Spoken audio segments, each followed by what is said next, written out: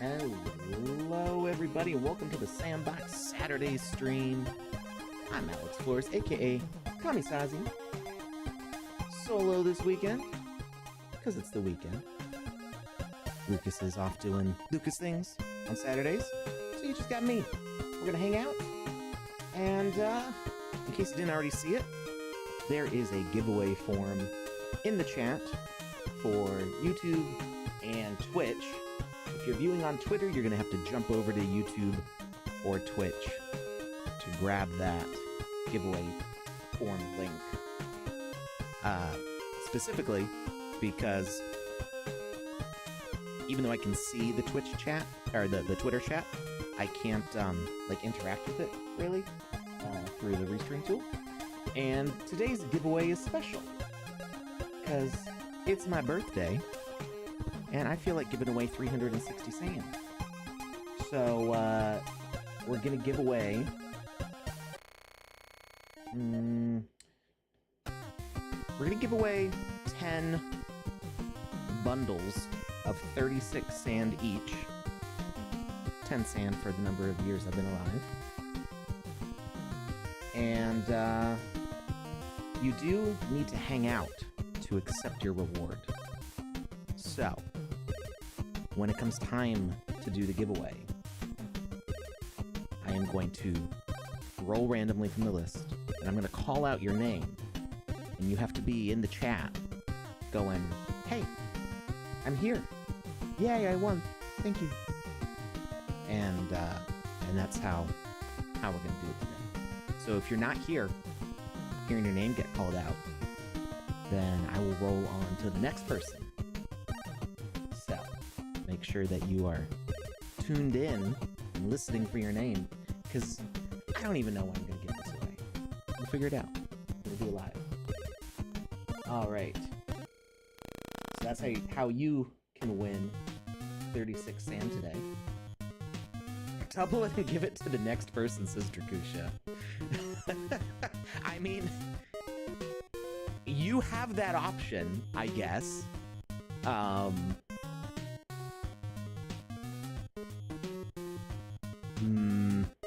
But it would still be a random roll, so you don't know who the next person will be. And I will only go so far with that word. I'm capping it at 360 cents. So I still got my own bills to pay. All right, hey, play game for fun. How's it going? Fida over on YouTube seems to be having some issues with shoes on their calendars or something. Not sure what that's about. Welcome. Hey, JDogs7777. Go West. Good morning, afternoon, and evening. Hi again to Drakusha. Hello, Sergio Gonzalez. How's it going? Archie Flew. Ian the IT guy. Welcome, everybody. So, if you were here last Saturday, we built a little system mimicking Legend of Zelda Echoes of Wisdom, which I thought was a really, really fun game. I really enjoyed it. And basically what our system is we can interact with an item to learn its echo. And now we have learned the box echo. We can press the 1 key to select it. And then we can use the middle mouse button to place the items. So we press the 1 key. Now we've got this box before us. And we can cast the echo.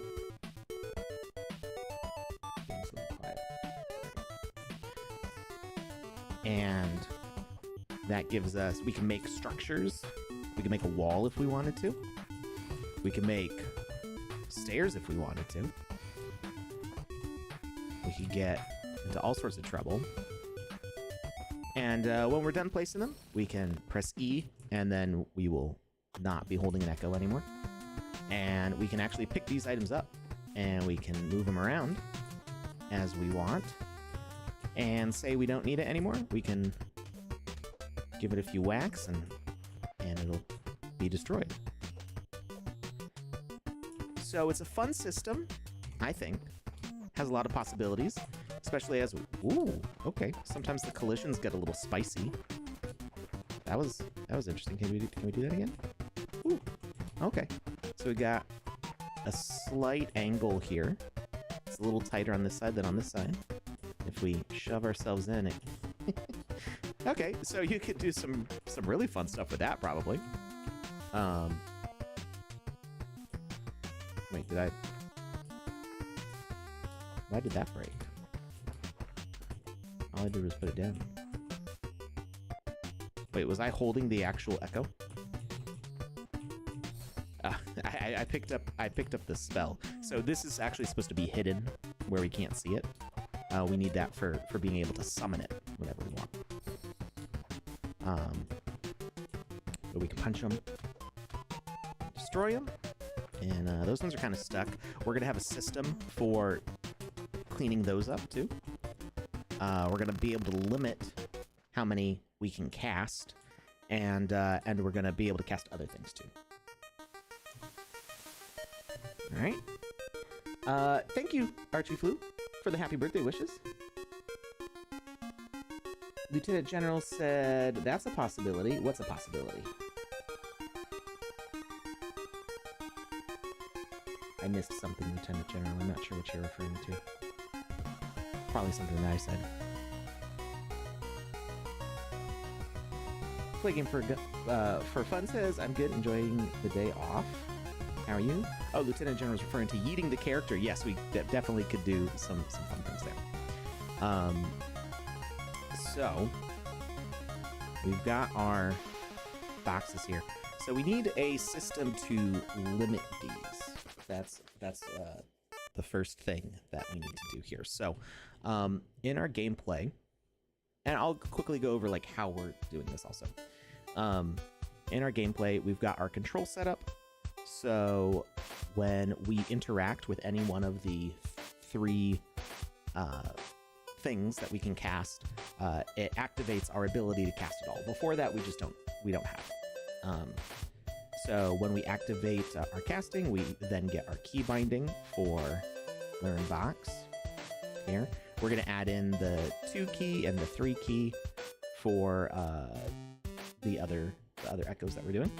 And then we have this thing to show the number of spells we have, which is not working at the moment. We're going to fix that. And then we can edit the text value to show which echo we have active.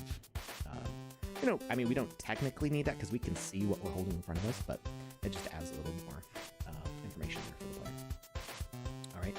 And then the way that this is working, we interact with this, it destroys it, and we get that activated Learn Box message.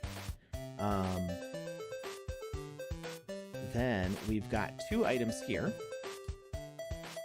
One is the spawner for the box. So this one will spawn a new box when the old box is destroyed. And this is the Vox Echo. So this jumps into our hands whenever we press the 1 key. And then we can middle click, which sends a cast message to this and makes this spawn a preset for the box that we have. So we went through a few technical difficulties of like having to hold an object. There is a numpad down here. So you have to be holding a different object, otherwise the spawner behavior won't work. We also had to make sure that the way we force the player to hold this is directly from a player input, because if we had any other message from the game causing the player to hold this, it ends up throwing it into space. It zooms out this way really, really fast. And it kept on doing that, and I wasn't sure why. And it's because the order of controls, I had like a message broadcaster in between the player and the object being held. And for some reason, that means that what the game understands is like the player ID, I think, is not going to the pickable component down here on the message broadcaster. So this pickable, you need to interact with it to hold it, but we're going to have this hidden away from the player where they can't see it. So you have to make sure that the player's control is the thing that sends the interact message to this. If anything else not from the player's direct control sends the interact message, the game, like, I think loses the ability to sense which player is picking it up, and it just tosses it into space. Thank you, Garnikin, for the happy birthday wishes. And Sergio and Play Game for Fun. Stanley Wilson. It's not the intro music anymore, it is the background music. If it is too loud, I can turn it down. But when I'm playing by myself, or like doing stuff by myself, I don't have a co-host, it's nice to have a little music in the background. There might be moments where I'm not talking, I'm thinking, and then we just kind of get dead air. So just a little background music. But if it is too loud and you can't hear me, just let me know, and I can adjust the volume. Thank you for the birthday wishes, Lori G. I'm going to paste the giveaway form in the chat again. Just a reminder, it does say it on the form. To accept the prize for this particular giveaway, you do need to be present to say, hey, I'm here, if I call out your name for the giveaway. We are giving away 10 bundles of 36 sand each as my birthday celebration. All right, so we've got this whole system working for casting. Now the issue is that we can cast this infinitely.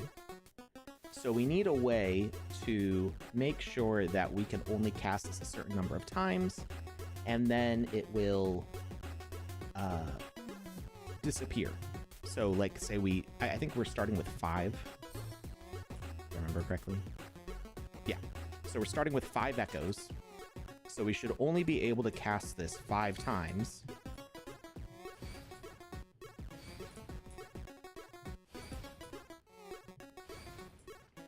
And then when we cast a 6th time, the first one should be destroyed automatically. So my thought for that is maybe I can have that be done with tags. We're gonna see if this works. There's another possibility that we could use health, and that we knock a little bit of health off of it every time. Turn it down a little bit. Okay.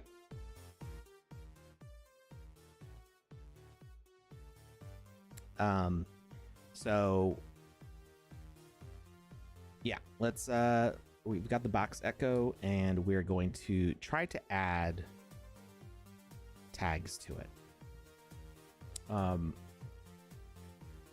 So that's going to be set up by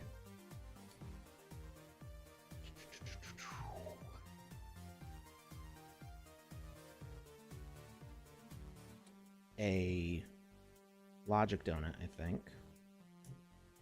We need a way basically to add tags to all of the pickable items on the map. So on our echoes, we actually have a tag of echo. So I think I should be able to add a behavior that will add a tag to these items. Let's see.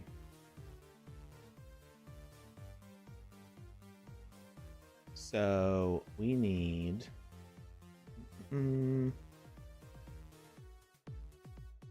I actually don't remember what the is it the actor property switcher? Yeah, assign tags.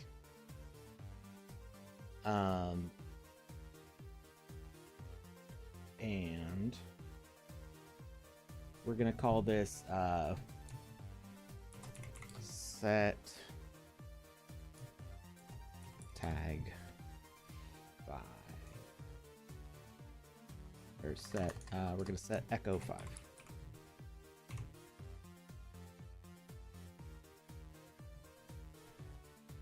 All right. I'm not sure which message we want to activate this, so we're going to leave it trigger for the moment. And then we're going to set a tag. Tag to add is going to be... Oh, actually, does this have a behavior? This doesn't have a behavior.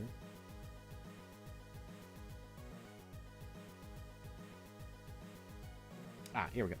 So it was hidden by the edit properties. I'm like, how do we tell it who to add it to? It's because it's under edit logic. Little secret beans for 0.12. The edit logic button is going away. We'll be able to see everything without pressing edit logic every time. It's very nice. I'm already getting spoiled by it. So we're gonna go to specific tags. Unfortunately, we do have to do it in range, and our range is 50, so it's not going to be able to hit everything. Gosh, I wish we could do to all tags.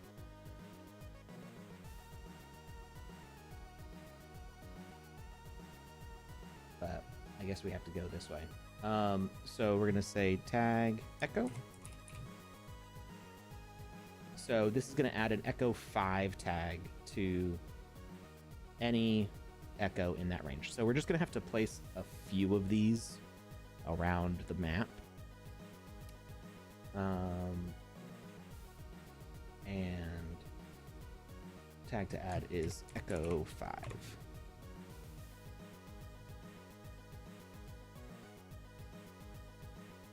So we're gonna make multiples of these, and it's basically just gonna count it down.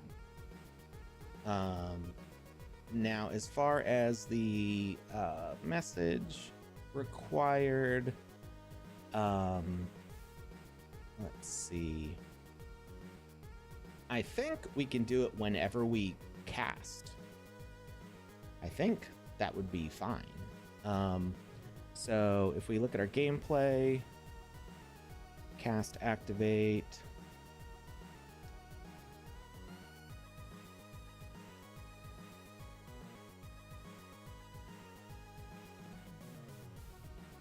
And then we've got input.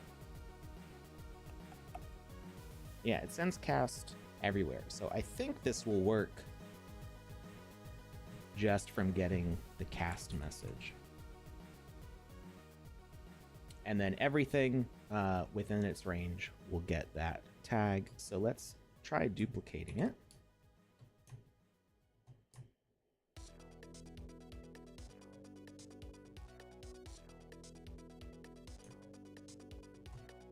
This is going to be echo 4. And it's going to look for anybody with the echo 5 tag. So we're doing this to count down. So it's going to send this just to ones with echo 5.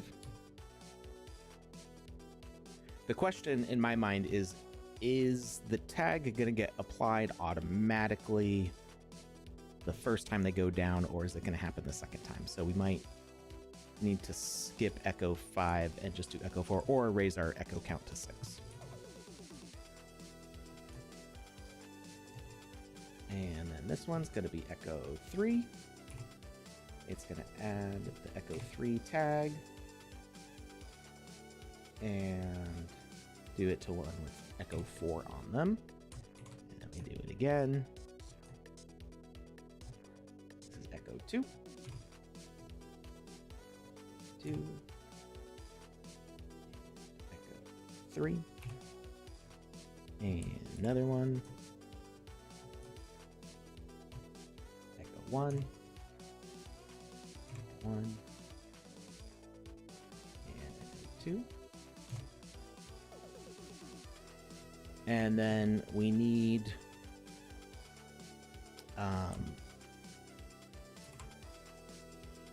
a message broadcaster.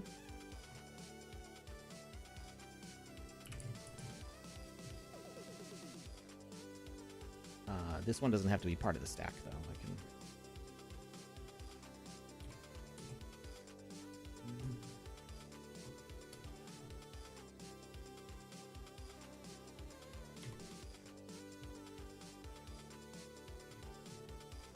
Team Sebga, yes, it is my birthday today.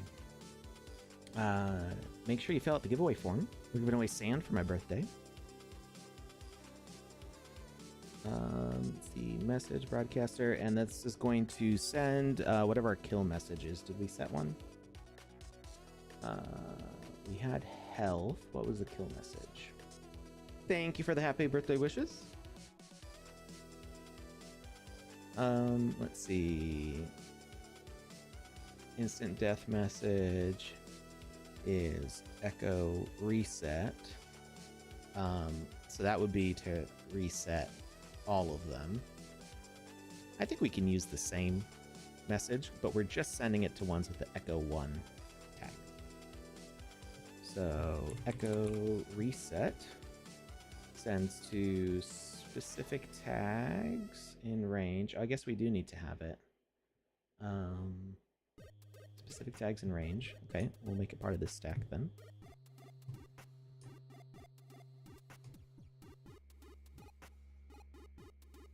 And, oh, but we can make it go a lot further out. That's nice. Wonder why that one's limited to 50. Thank you for the birthday wishes, J-Dog. Okay, and the broadcast tag on this is going to be Echo 1.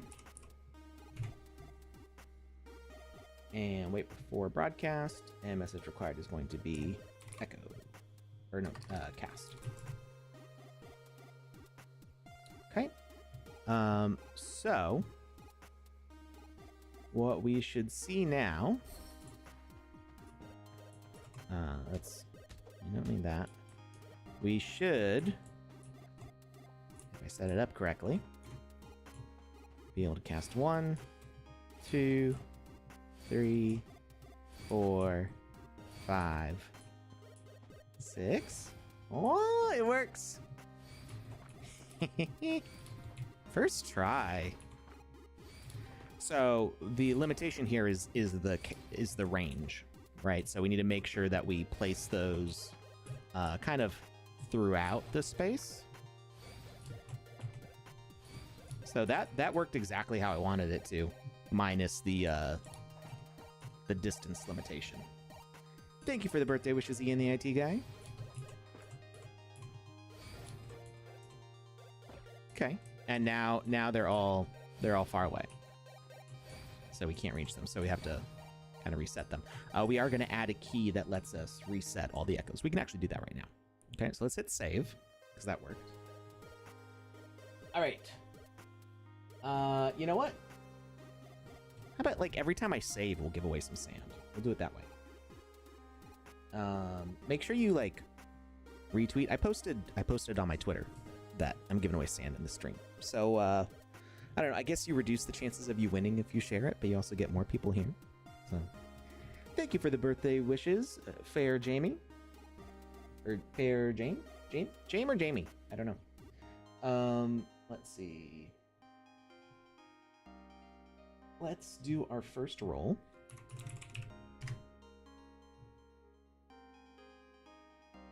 Okay. We currently have 14 entries, so we're rolling between a 2 and a 15. Okay, and our roll says number 11. Row 11. That's play game for fun. Play game for fun. You still here? You just won 36 sand. If you are. But you gotta shout it out in the chat. Yes, that's the tweet. How do you like my thumbnail? I've been having fun making these. My college training is as an illustrator and graphic designer, and I don't get a lot of time to just goof off in Photoshop. It's much wasted.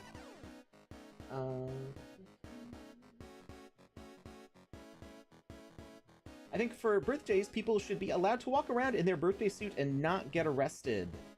I don't have an opinion, except that if I could, I still would not.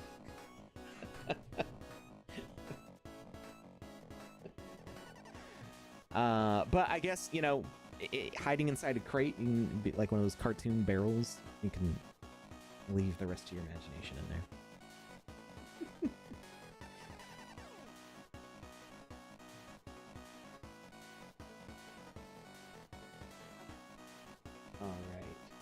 Play a game for fun, you gotta shout it out in the chat.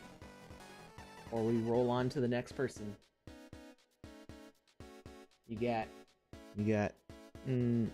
4 minutes. And then I'm moving on to the next roll.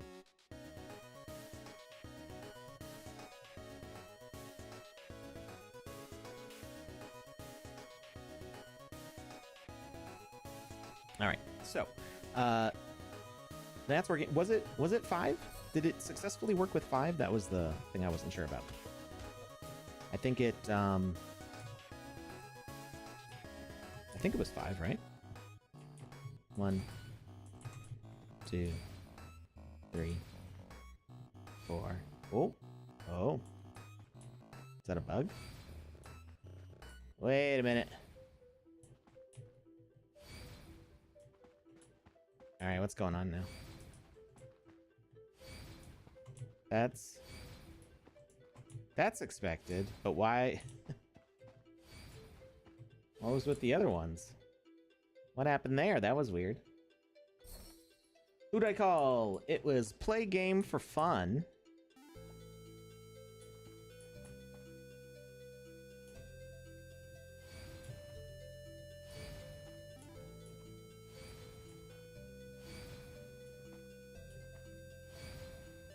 All right, now I'm getting 4.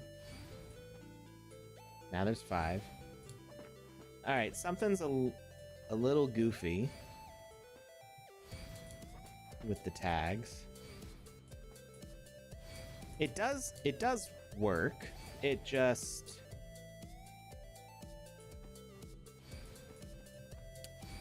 sometimes is a little goofy at the start. Okay, is this thing getting an echo tag? It's not. It's a cast. Did you break it already?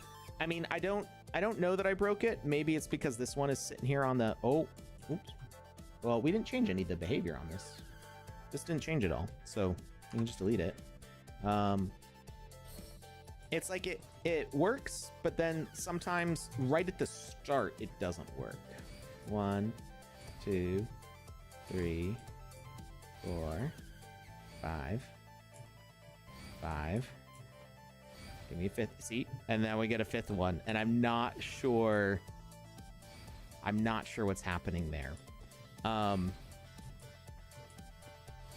So it's like sometimes it's good, sometimes it's not, and I'm not entirely sure why.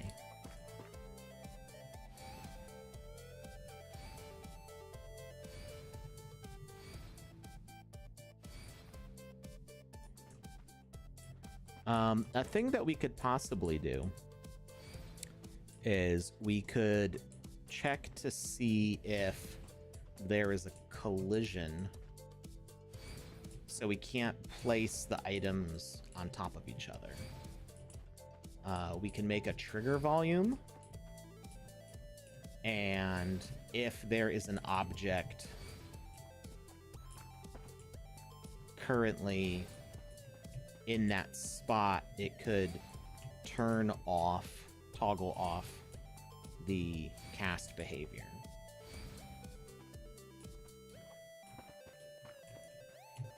I'm considering it.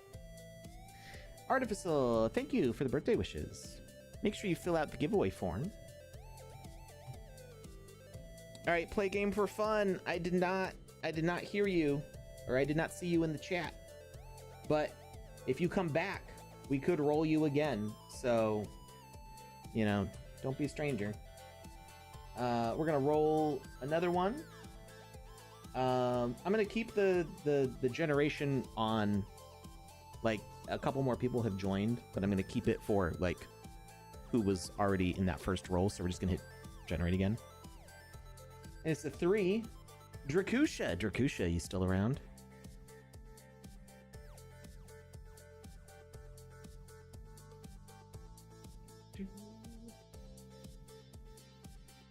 Drakusha! Play game for fun's loss is your win. You just won 36 sand. Congrats. I'm gonna send those right after the stream. All right. We'll give a couple more minutes, then we'll do another roll with everybody who's joined in so far. All right. So, what exactly is going on with our behaviors here? Maybe you get 5. So, like, it is working once it's like fully established. Once the loop is established. Maybe let's double check our logic here. So, hey, Sir Alkin. How's it going? Thank you for the birthday wishes, El Kaziro. Hey, Tamio. Oh, we just got raided. Thank you for the raid. Ain't no party like a Panda Pops party, like a Panda Pops party. Whoop whoop. It is a Panda Pops party, just without the Panda Pops. Thank you for the raid, Timio. Or OG Shakespeare raided us. Thank you for the raid, OG. All right, chat's popping off now. Wicked U2. One Wins Music. Irangu, welcome everybody. Thank you for the raid. Thank you very much. Make sure you fill out the giveaway form. I'm giving away 360 sand today in groups of 36 sand. So we just gave away the first one to Drakusha. So if you want your chance at 36 sand, make sure you fill out the giveaway form. I'm going to paste it in the chat again. And make sure that you stick around, because if I call your name, you got to be like, hey, in the chat. And if you aren't, then it'll roll to somebody else. Just finished your round of Ultimate Deathmatch tournament. Ain't no party like a Panda Pops party, like a Panda Pops party. Whoop whoop. Awesome. Who won? Was this the semifinals, right? This is the semifinals, right? I should be paying closer attention, but there's been a lot going on. All right, so we've got our tag Echo.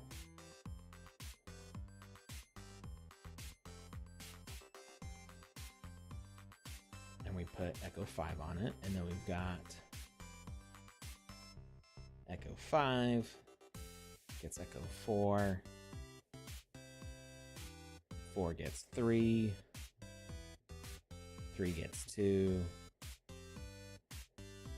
2 gets 1. And then anything with Echo 1 gets reset.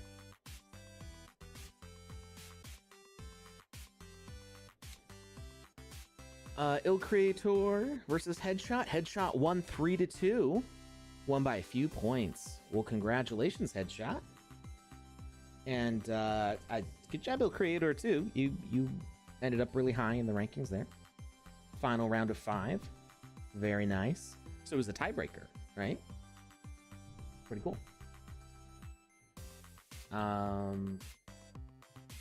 Temio, is it this Wednesday, as in August 3rd? Wait, I was looking at September. As in August 6th. I'm like, how can August 3rd is tomorrow? How can Wednesday be tomorrow? Is it this Wednesday that you wanted to do the stream?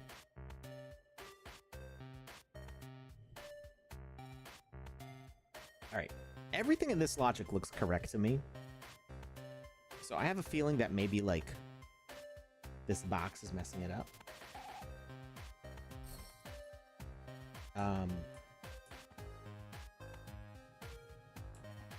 We don't get cast until this moment. We can try sending cast, but nothing's happening right now. Okay, we get it. Our box. We cast 1, 2, 3, 4, 5. You know what I did? I realized what I did. I tried spawning too quickly.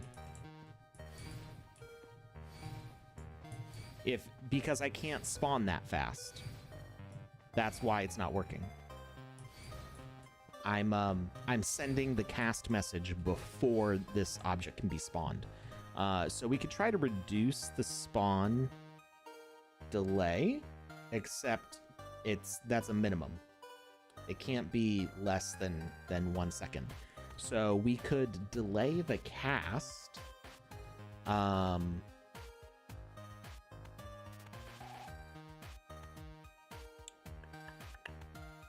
We could set a little timer. So we know what the issue is. I'm casting too quickly. Let's add. Gosh, I wish I had the new heads-up display. We must check with players if they can. If they confirm, we would do it on Wednesday. Yes. Okay, so they've only got a couple days.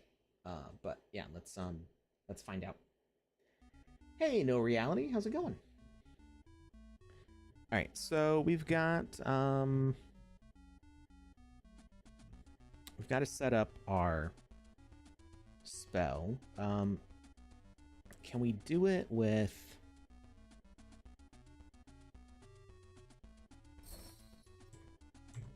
I'm trying to think where we would want it. We could do. It would be cool if we could set it up on where it says cast box echo. I suppose we could make that the name and then just change the heads up display instead of changing the variable, and then we can have that be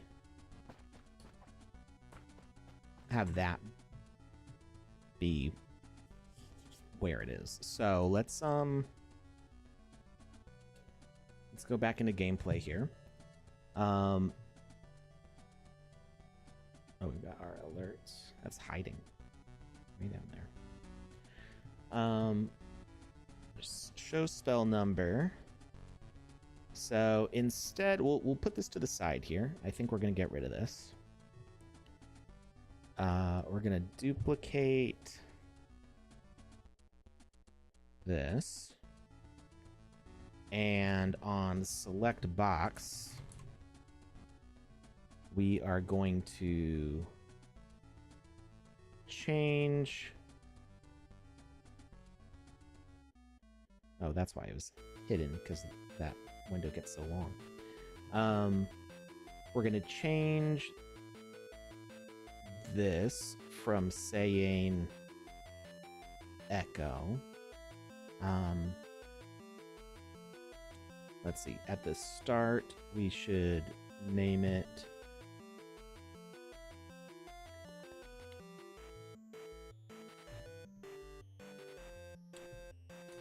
no echo, or we should say select echo, maybe.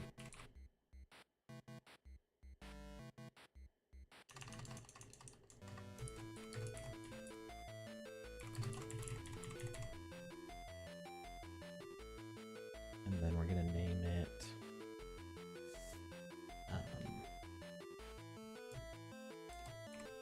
box echo.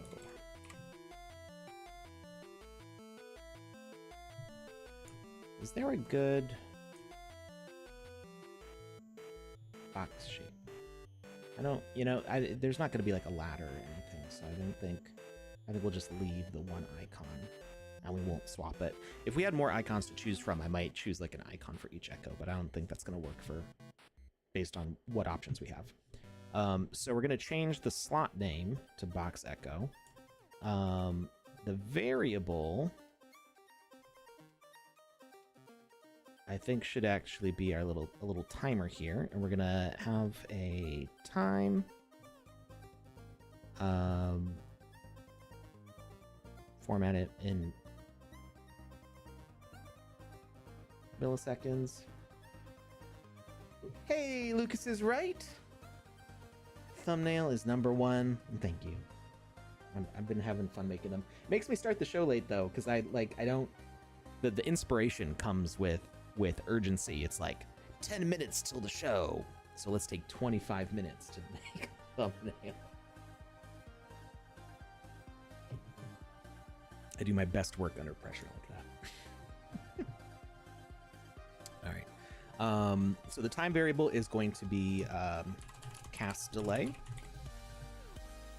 So we're going to set up just a little timer so that way we can't cast the echo too frequently, and it blocks us from doing it. So we're going to do cast delay. And anytime that we change our spell, it's just going to update the name of the variable label. Ah, yes, that ADD life. So ADD is not a real thing, according to doctors anymore. It's ADHD. And it is funny when my regular doctor is a woman who I think is actually younger than me. I don't know. It's maybe around my age. I don't know how old she is. I haven't asked. But she's away on maternity leave. And so I had a temporary fill-in for my physical.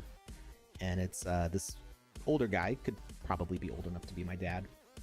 And he was just asking my medical history, checking on stuff. And he sees my medication for my ADHD. And he goes, so are you taking this for ADD? And my brain just kind of short-circuited for a second because that's not what it's called anymore. But he's probably been calling it ADD as long as I've been alive. So I don't blame him for that. It's a newer development, I think, in the past 10 years. They're like, it's just ADHD. It's the same thing. This ADHD moment's been brought to you by Sand. So, giveaway form in the chat. If you would like to win 36 sand, fill that out. And next time I save, we'll roll again. Okay. So cast activation and cast echo or cast box. Making sure we're naming everything. Box control.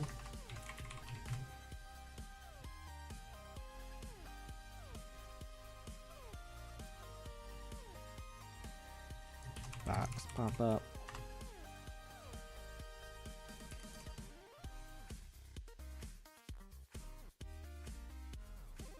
My doctor is like a million. It still calls it 80.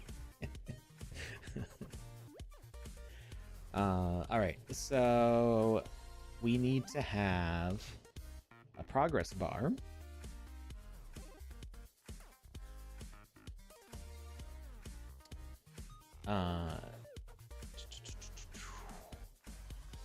And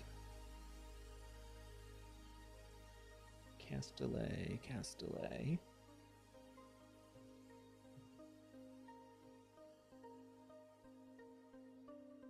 We're gonna animate it.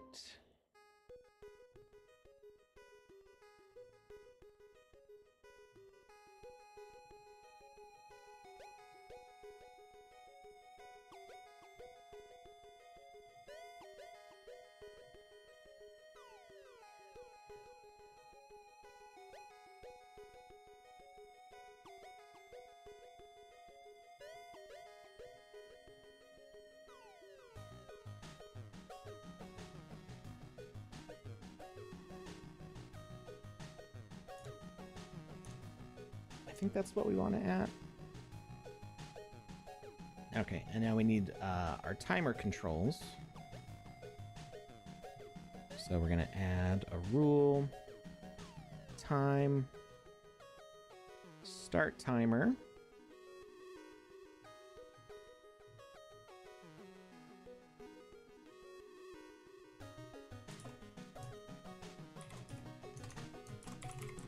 Start cast delay. Cast.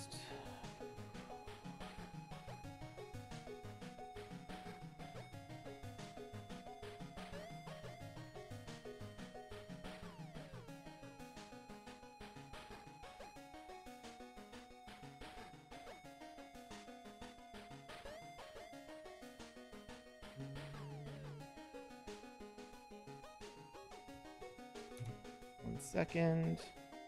No message to stop. All right, let's see if this works heads up display wise. So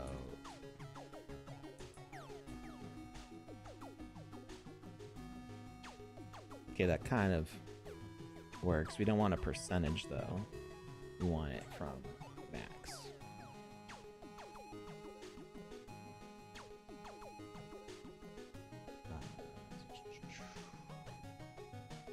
Value max. Value max. Let's not show the value. We're just showing the progress bar. No echo selected. We can try to cast. I don't like that it doesn't fill up the bar all the way, but I think it's because it's trying to fill, but the time has already gone down. And now this one's gonna disappear. Yeah, because I did it too fast. So we need to try to prevent the casting unless that time is 0.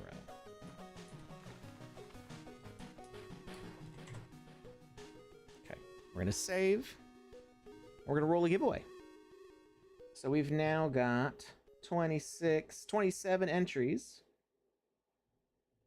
One just came in.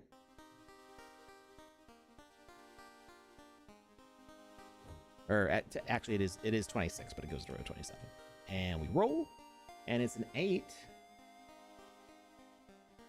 Hey, Crypt258, you lurking there in the chat? You gotta call it in order to receive your sand. Let me know. You got a couple minutes. We'll give you a couple minutes. Hey, Crypt258. Wow, thanks. Happy birthday. Thank you, Crypt2858. And I'll be sending you 36 sand later today. A Cool Nerd says, I'm not sure which of my channels is here, A Cool Nerd or my actual name, but I love Sandbox. Well, I'm glad you like the Sandbox. I like the Sandbox too. Make sure you're filling out the giveaway chat, The Cool Nerd. Oh, yep, I do. I see your name is in there. So we've now given away 2 of the 10 bundles of 36 sand. So we're going to give away 8 more. So stick around. We got about 2 more hours left on the stream. So if you can make it through all that, you do have a chance of winning some sand. All right, so we've got our timer working. I wonder if we turn off the animation, will it instantly fill up?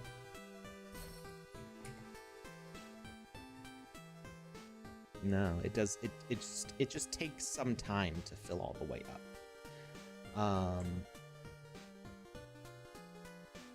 I don't know that there's anything that we can do to make it fill instantly.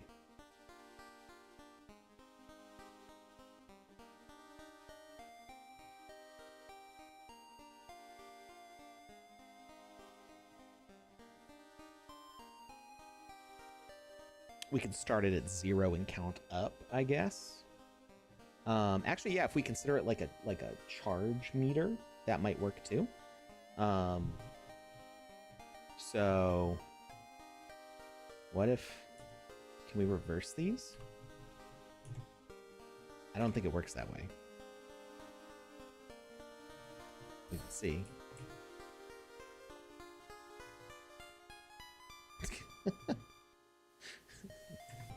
Nope. 0,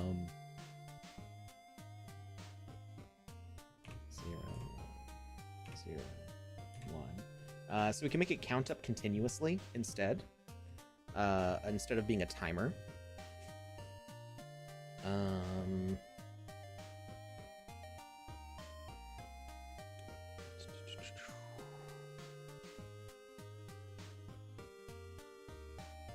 Stopwatch.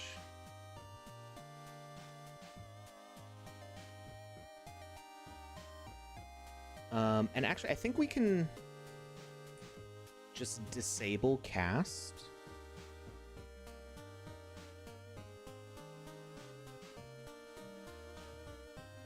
So, let's see. On message cast,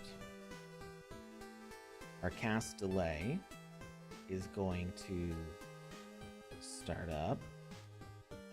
Message to stop the rule is going to be cast.charged. I'm going to delete this.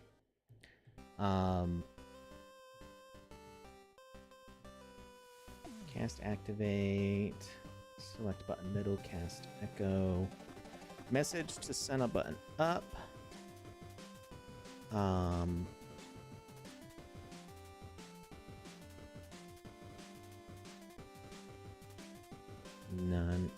Can we turn off cast? With that.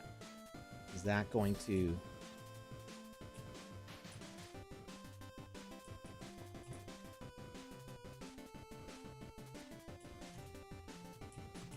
Okay, good. That does work. So we can disable the cast with itself. So it sends once. And then we can cast activate. Can we do it with more than one? I think we'll just duplicate this control and say like cast reactivate. Or cast, what did we...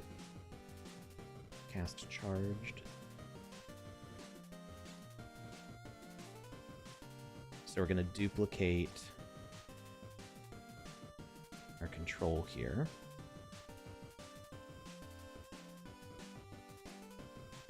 So this is for the first time. Activate first casting.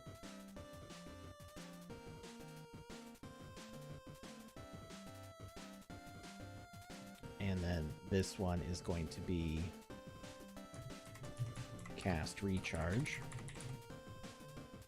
And our bind message is going to be cast charged. We can leave everything else the same there. Unfortunately, we can't change the order of these, but it's fine, whatever. Or we can just make a different box. I like having it organized. Mouse controls. Or cast controls. And echo controls.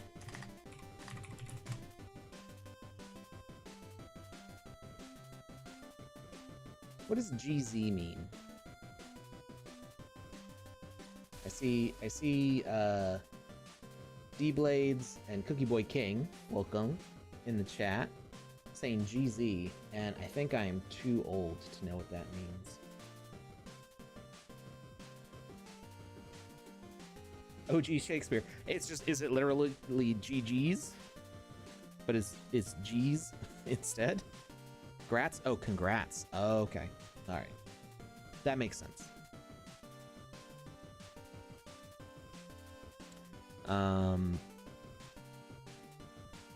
Learning the young folk lingo here. Alright, so we've got activate, we cast, that turns it off, and then this starts up. So then we need to sense when we get to 1 second. So compare numbers.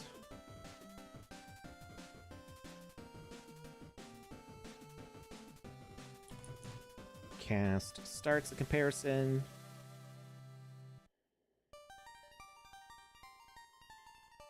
It checks our cast delay variable and sees if it is equal to or greater than, just in case, a fixed value of 1. And then cast charged is what it says.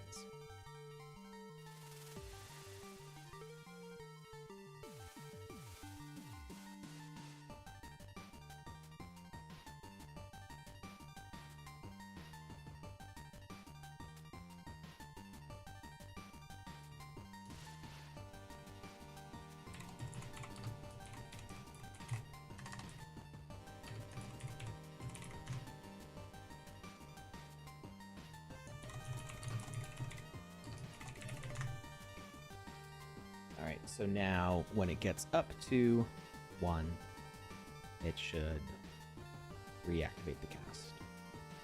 Let's see if it works.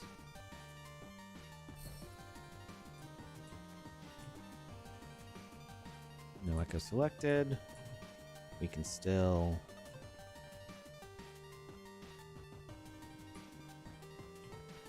that. Got box echo. Oh. I think I broke it. Alright. So, let's see what we did wrong. So we got that first cast. It sends out the cast charged, or it stops with that, which is fine. It's fine if that number keeps going up. Cast charge.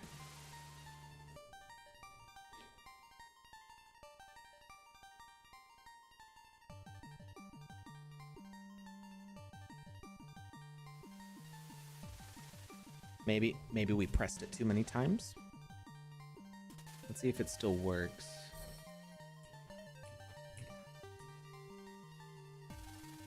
Grats was too long for that generation.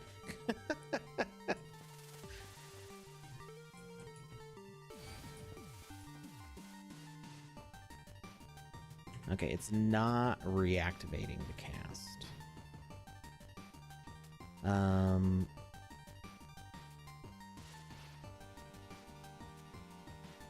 So when this number goes up, cast value, cast delay. People write congrats because they can't spell congratulations. Congratulations. It's in the enunciation. Maybe. Okay, you know what? It's because we're not doing the duration. That's why. It's not constantly checking that. For some reason, comparison duration seconds, it doesn't actually, you don't put a seconds there. Like, you don't declare how long it checks it for. So I think that seconds thing, that's why I didn't do it. And I think that might be a typo.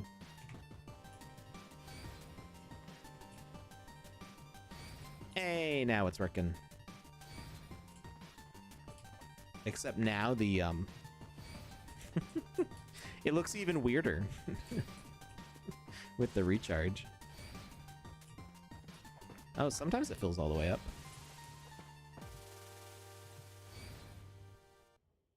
Why wasn't it doing it before?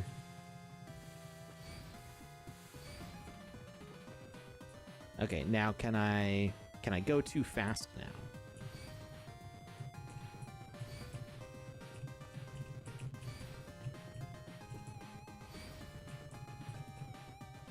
See, I'm still able to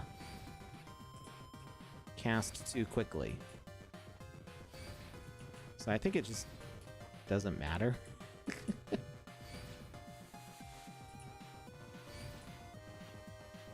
Except I guess it gives the player some feedback to know that they are trying to cast too fast.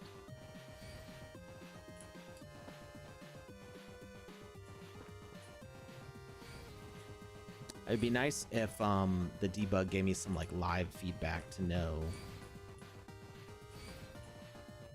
if I could like watch the log and be like, you're pressing the button and this is why it's not working.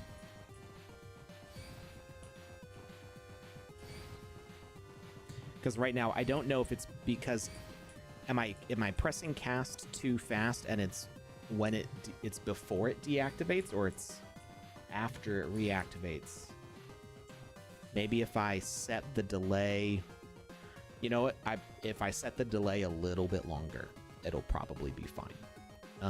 Let's set it for 1.5 seconds, longer than the respawn. I'm probably trying to do it before the respawn actually is ready. So let's set the time for 1.5 seconds. 1.5 seconds. And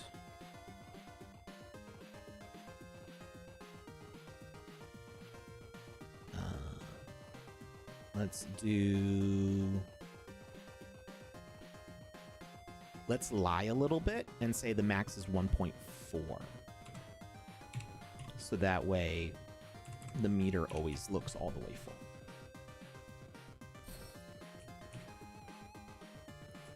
So now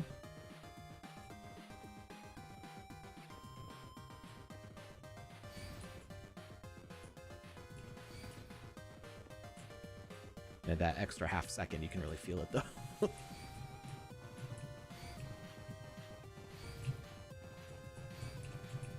Hey, fixed it. Okay. So we can probably shorten it though. We can probably go like 1.1, or let's set this to 1, and then let's set the timer for 1.1. That extra 1/10 of a second might be all that we need.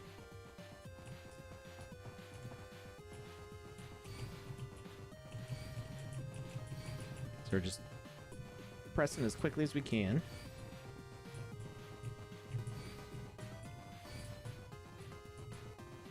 It's too fast. It's too fast. Do 2.1. We're finding the happy level where it doesn't feel too long, but is long enough that the things can process that need to.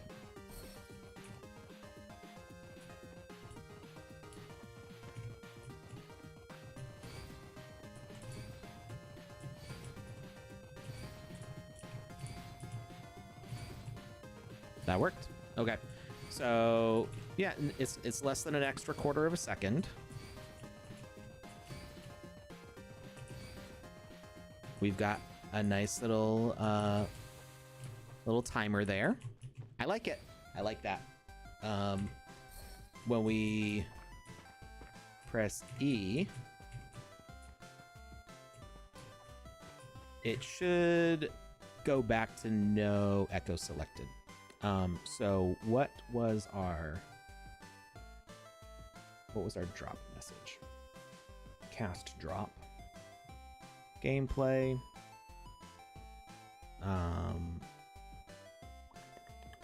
Cast activation. So let's duplicate that. Cast drop. And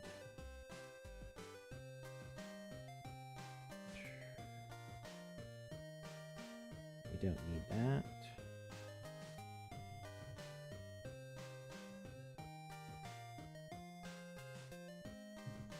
So now when we put down our cast, we should go back to no echo selected. Except it doesn't. Probably because it doesn't send to the rules. We probably have this sending to itself. Turn off message is cast drop.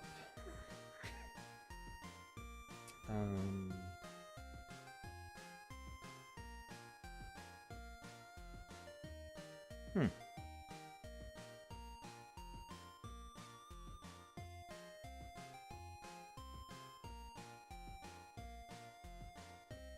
Oh, wait, it's on the handle. Hey there, guys, how's it going? Let's see. We got message on drop, cast drop. Who does it send to, though? Cast drop sends to all. So it should be sent in there. Clickable. Box activate, message on drops, cast drop. And we know that message works because it makes the thing respawn. Or it deactivates it at least.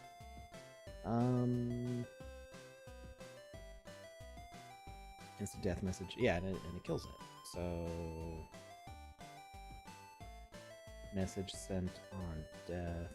We could do it on the box reset maybe, but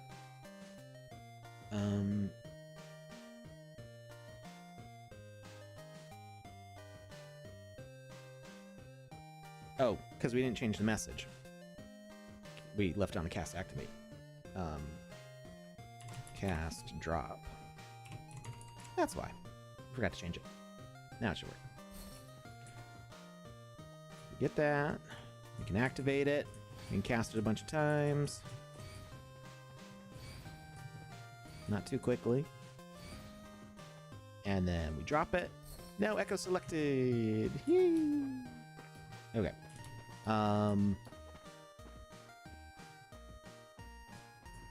We still want to be able to cast when we don't have a box selected because that lets us clear things. So that's good. I want that meter to be full when we first get it. So we will also on cast activate. It will also send that timer.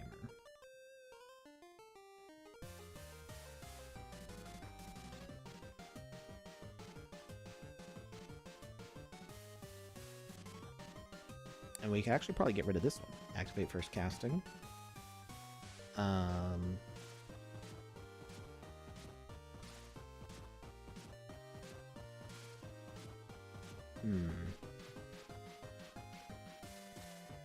So it sends cast charge.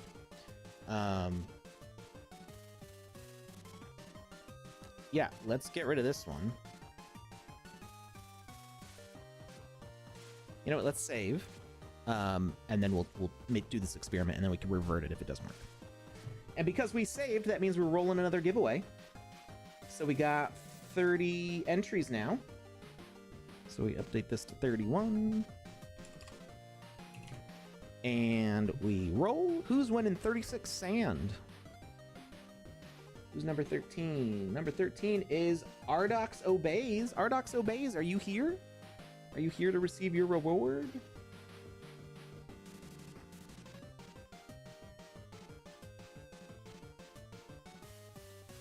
Play game for fun. Play game for fun. I see you're back now.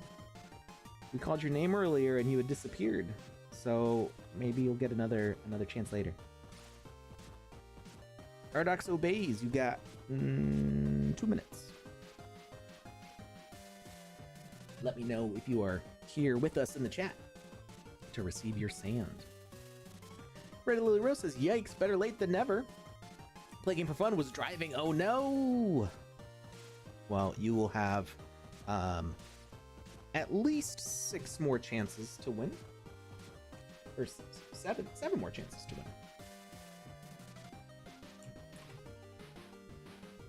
Always make sure you're driving safely. Red Lily Rose, the giveaway form is in the chat. We're giving away 10 bundles of 36 sand. We're waiting to see if Ardox Obeys is here to receive their sand. If not, we will roll again.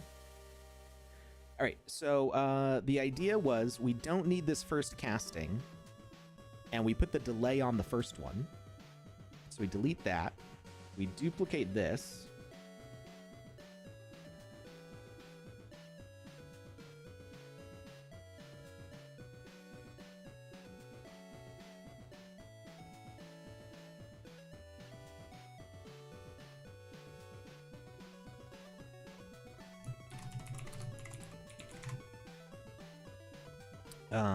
So we cast, and then it stops with cast charge, and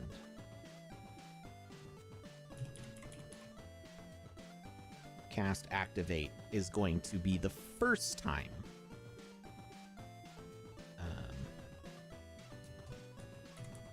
First activation. Cast delay timer. Alright, so now, when we pick up a box the first time, yep, we see it charge up.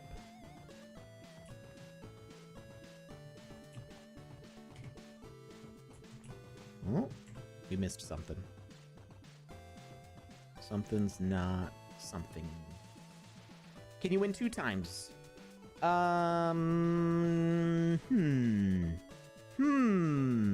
Drakusha asks if they can win 2 times. Are you gonna leave if you can't? It's a good question. I'm not sure. I guess we'll have to see how it rolls. There's 32 entries right now, so there's a good chance that you won't roll twice. I'll have to think about it. Alright, so it never unlocked the first time. Cast charged is supposed to bind cast, and then we can unbind with cast. Maybe cast charged. I feel like that should have worked. Oh wait, this only sensed because of the cast message to begin with. That's why.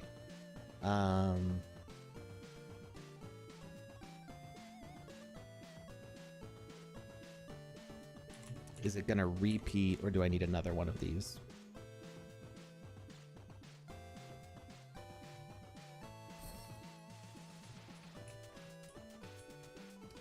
Are you starting at the range from 2 because I'm number 1 on the list? Yes, exactly, Lieutenant General. No. It's because it's a spreadsheet, and the first row is the head row that says timestamp, what is your wallet address, what is your name. If you,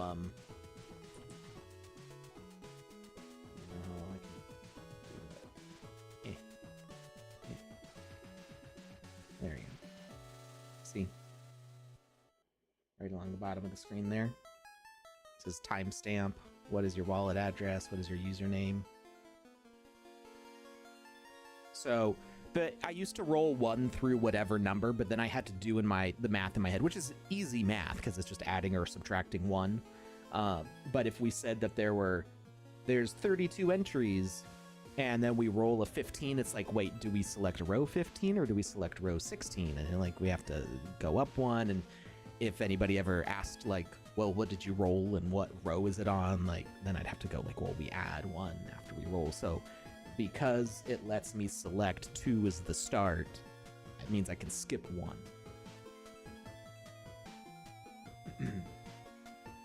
These are the things you learn after doing this for a long time. All right. So we got our box echo.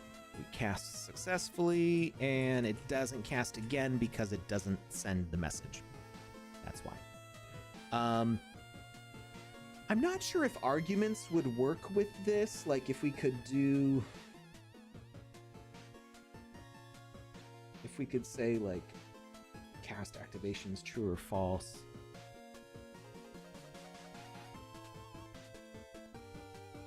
Good segue for the next roll. Oh. We're gonna have an ad break in a couple minutes and I need to save anyway. So I'm doing the rolls whenever I hit save. So it's reminding me to save more frequently. So we'll save before the next break. So you got less than 5 minutes before the next roll. All right, so we need to duplicate this and move that over.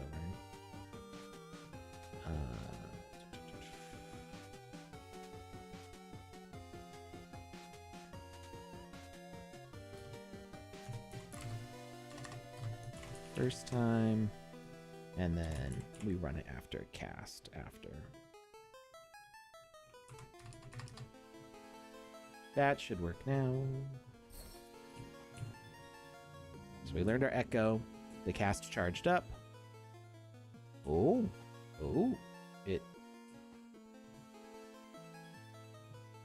Interesting.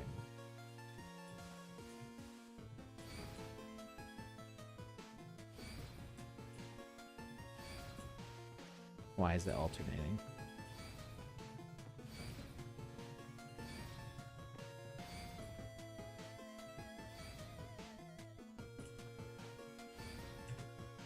That's different. All right. I liked it better before. Let's undo the save.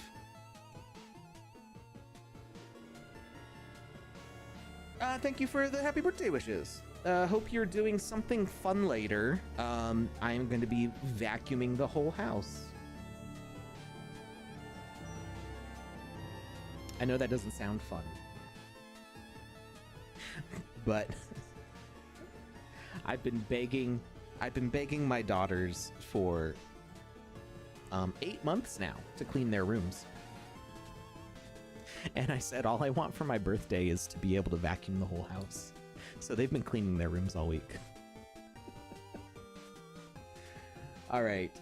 So with that save reset, we will do a roll. I was gonna have a special birthday breakfast, and went to the bakery down the street. Makes really good sandwiches and has nice iced coffee and pastries and stuff. And they didn't have the pastry that I wanted. They were all out of the cherry cheese Danish, so I just had to get a regular cheese Danish, which is still good, but I was looking forward to that cherry flavor. And I got a turkey cheddar bacon flatbread with chipotle sauce, which is delicious. And they forgot the chipotle sauce, so it was like really dry and bland. And I mean, like, if you're expecting just bread with cheese, turkey, and bacon, like, it's fine, I guess, but I've never had it without the chipotle sauce. The chipotle sauce to me is essential. And they've never forgotten it before. They've actually never gotten my order wrong. The people at this place are great, but I don't know, they seemed like out of it today. They were like frantically running around. It took a real long time to get the breakfast. I was like, I don't know what was going on. And I got back home and I took a bite out of the sandwich, and I was like, it's dry. Like, what? And I peel it open and I'm like, there's no chipotle sauce. It's the best part. I could like drink it. But I thought, oh, I've got chipotle sauce in the fridge. Like, because I make tacos and breakfast sandwiches and salads and stuff with chipotle sauce at home, usually. But I didn't have a lot of time this morning because I woke up late. And so I was like, okay, I'll try some of the chipotle sauce that I have. Not the same. The chipotle sauce that I have in the fridge is like on the sour side. It's good for like tacos and quesadillas, but it's not like, it doesn't have that like sweetness to it that I would want in a breakfast sandwich. So I tried it and I was just like, this is not too sour. It's not the same. It's not the same sauce. So didn't have my pastry. Didn't have my chipotle sauce. It was a very disappointing breakfast. Got off to a bad start. But we're having a good time now because despite the thing that I just tried doing being kind of weird and not working the way I wanted to, other stuff in this is working exactly the way I wanted to on the first try. So I'm really happy with that. All right, we got an ad break. We'll be right back.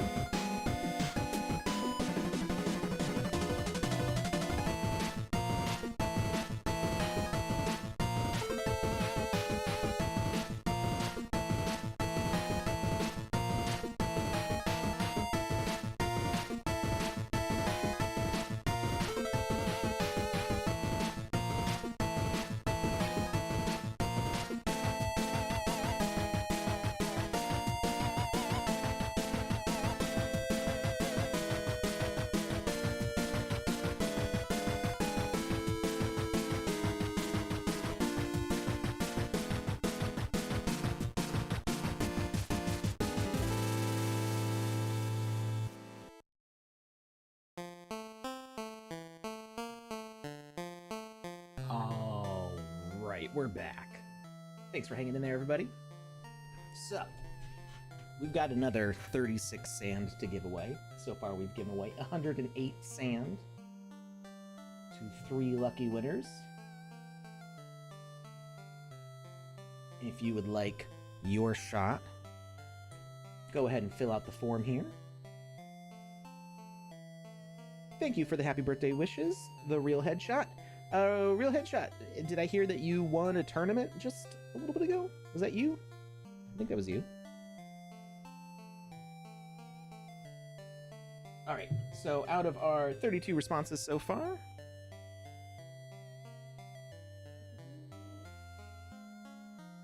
goes up to row 33. We roll. Who is number 22? No Reality.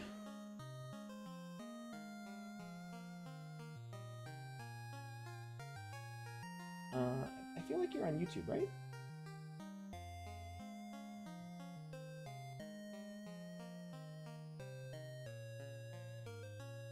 Oh no, it says Twitch. No Reality. You gotta call it out in the chat if you had your name rolled. And otherwise we'll roll again. So let me know. Are you still here? Must be present to win.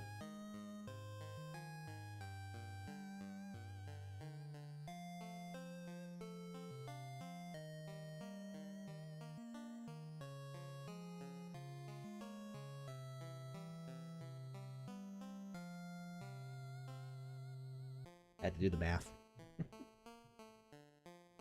All right, No Reality, you got 1 more minute. If I don't hear you shouting out in the chat, we'll roll again for somebody else. But you will still have more chances later on. This is only giveaway number 4.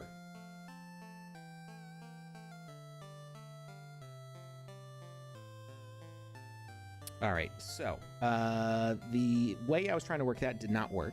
The math didn't math. It was doing weird things.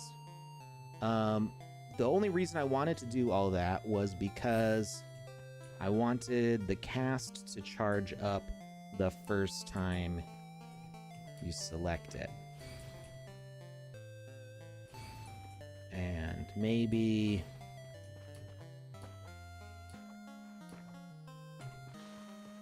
we can just activate that with a different message. So cast delay timer. We can also just duplicate this and do cast activate.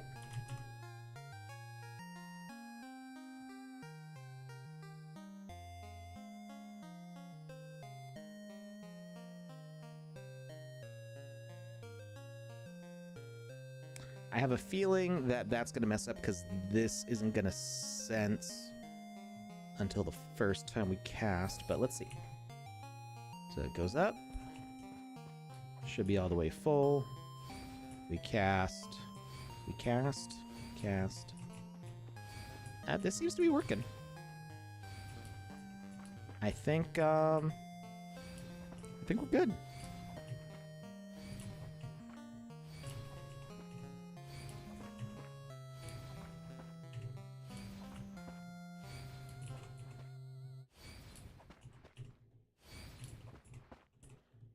So I'm thinking that we could also have a sound effect that plays when people try to cast before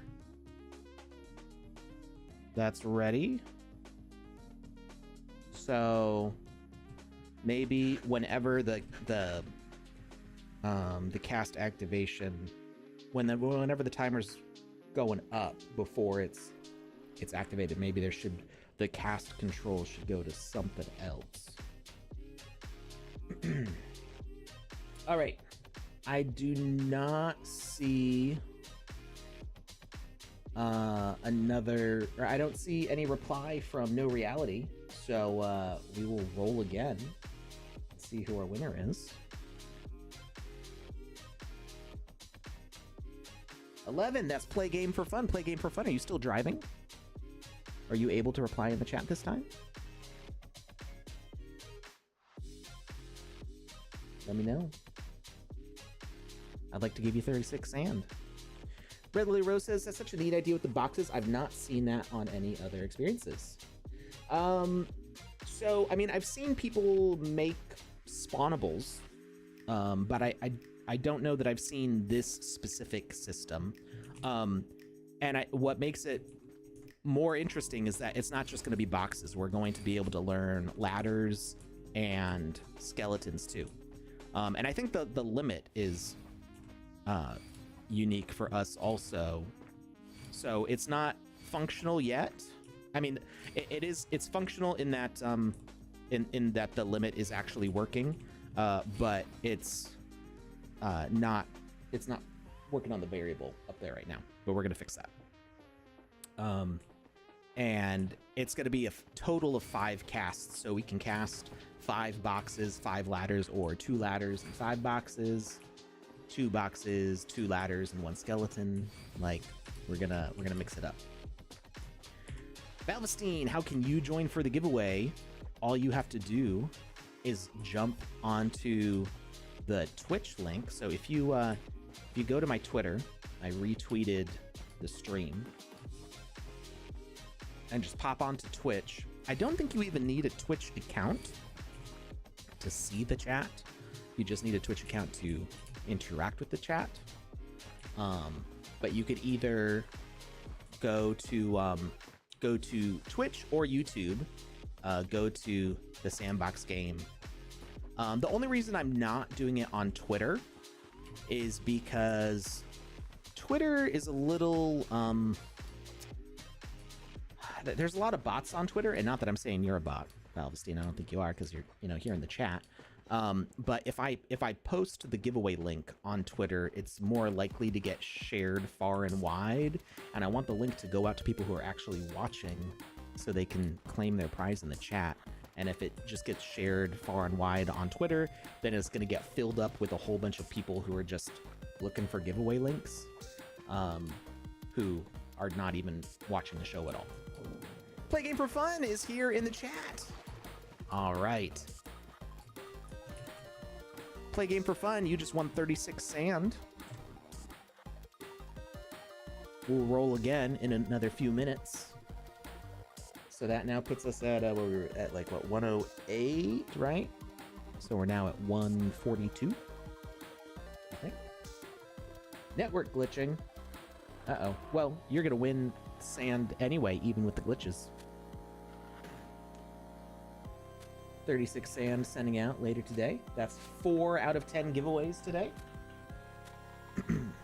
For a total of 360 sand. All right, let's see. So, that's all working. Can we change this range to be a square instead of a sphere? We can't. I really wish we could just do all tags. Like specific tags everywhere, not specific tags in range. That would be so much better, but we are gonna have to duplicate this out. So let's collapse this all. Can we copy the position? No, we're just move this all down into a bundle.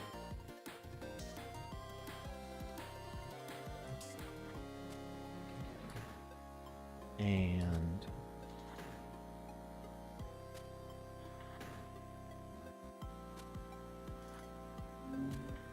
let's see. I think 4 will be enough.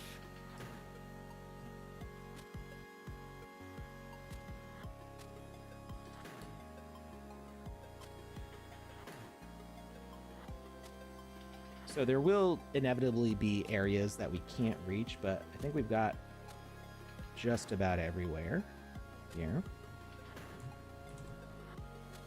There's probably some optimal distance to do this at, but I think this will be close enough.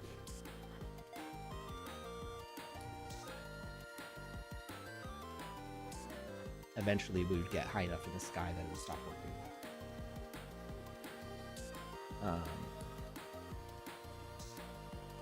Hey, Jenner?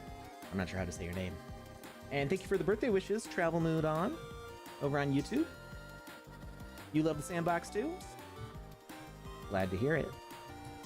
All right, so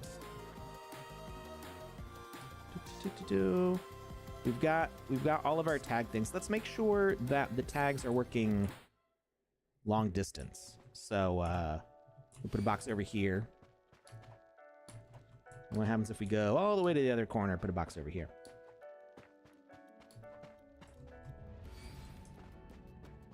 And we can't see that far. Well, we can barely see that far. What's our we're on Ultra. It's just a little bit too far away.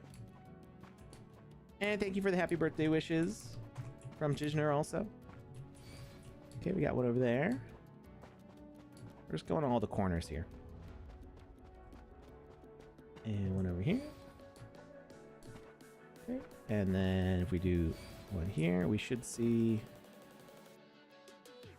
Wait, is that 5? 1, 2, 3, 4, 5? Yeah, so this should be that one. And... Yep, we saw that box disappear.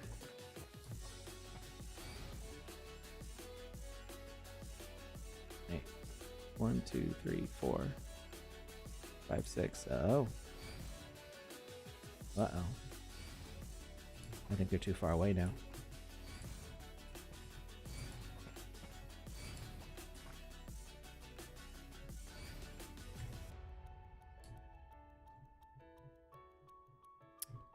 Is there a limit to... Wait, is there none?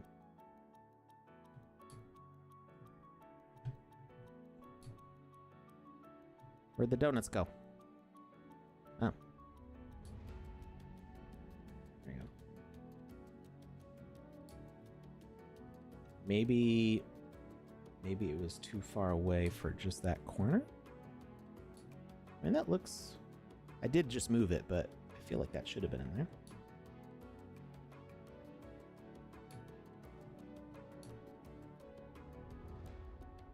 Specify tags and range. The cast is getting sent everywhere. So all of these should be working in concert. Thank you for the birthday wishes. Anna and Joyce, how's it going? All right, let's try that again. 1, 2, 3. You know, something that we could do, except I don't want to because it'll be ugly. Okay, not ugly so much as impractical. We could make I don't like it, but it is more scalable. We could make the casting donuts be on. Let's see, why didn't you get destroyed up there? We could have the casting donuts be attached to the preset.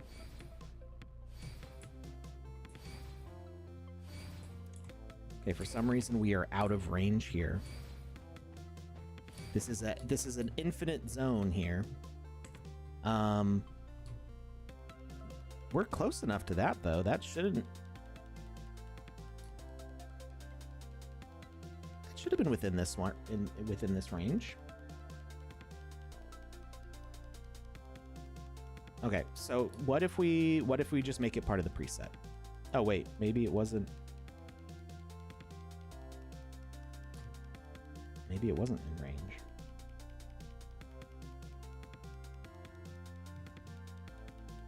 No, they're down there. That should have definitely been in range. Okay, we're gonna get rid of these, and we're gonna attach this to the preset. I don't like it, but I think it will work better. How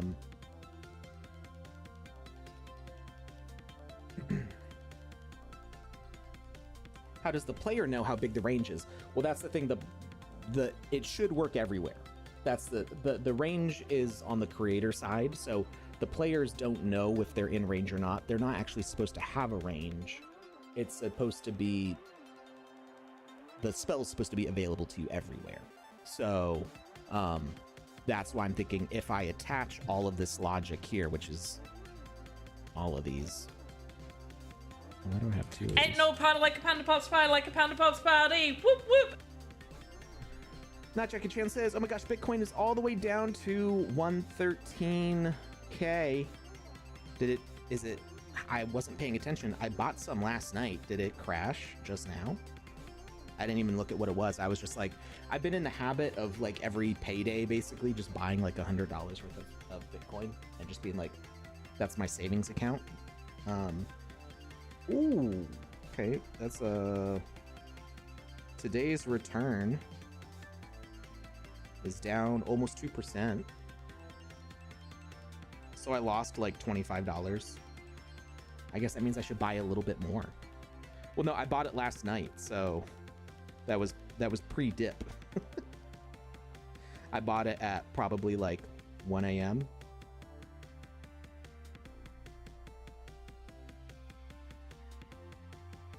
But I still could buy some more, right? Little birthday treat, right? Little dip buy-in. Not financial advice. LOL, that was Panda's voice. Yes, it was indeed. That's the Panda Pops party. You can use your sandcastles, your Twitch channel points, to trigger those things. There's all sorts of fun ones.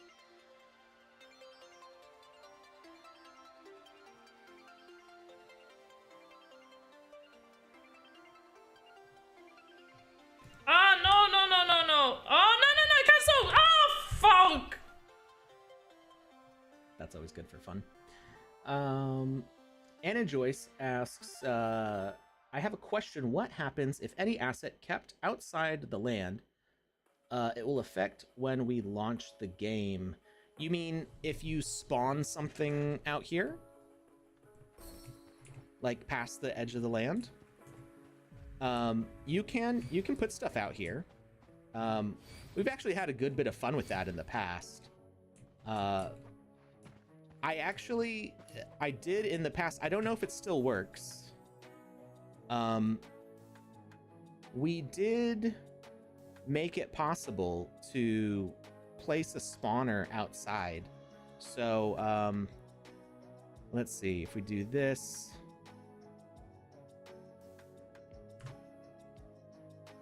If you get like a really big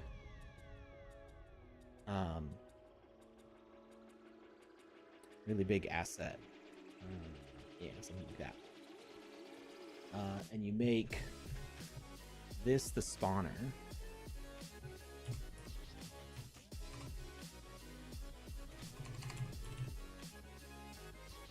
or we could even make it a teleporter. We can only put that so far, but we could attach it to another object and make that pickable. I haven't done this in a while. I don't know if it still works. So we attach the bench to here, and then we can interact with this to teleport.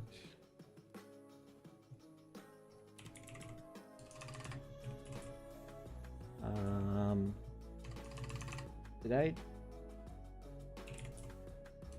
I can't type right now. Message broadcaster, there we go. Trigger sends to everyone, and then message required. Trigger itself, yes. Instant teleportation, true.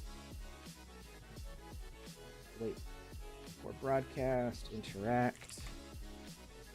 Okay, so I should be able to grab this and put it way out of bounds, right? And then this, I just crash it.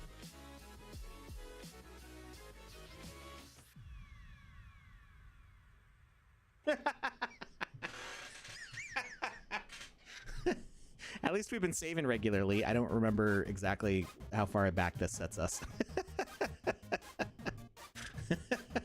It used to let us spawn. So I've not done it with teleport. I've done it with respawning. I was able to get us to access outside the map area before. Assets can be outside the map area. There was no problem with that. Trying to get the player outside of the land bounds used to work. I don't know. Maybe a respawn would work there. I'm not sure. That's pretty funny though. Right, Ryan, this says happy birthday, bud. Thank you. Valvestein entered the giveaway. Awesome. All right, we are going to roll the giveaway now because we're waiting for this to start back up.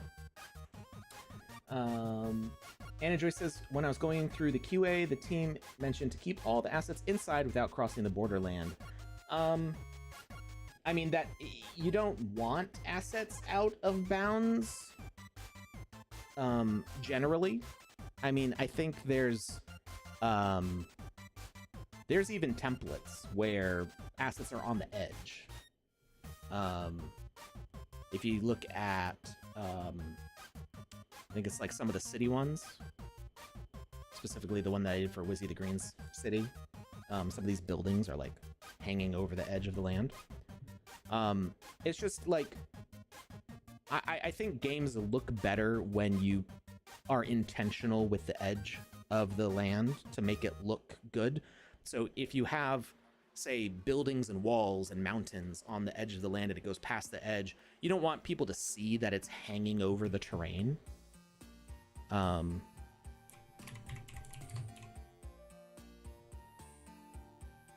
if you place something like this on the edge, like this doesn't look good, but it's not going to break the game. If you do this, then you want this whole edge to be taken up so people can't stand at the edge and look at it hanging over, right?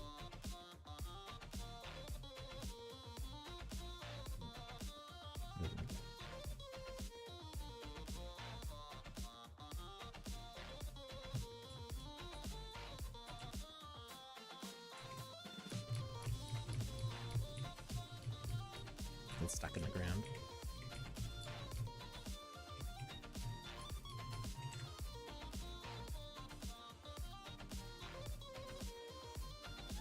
Ah!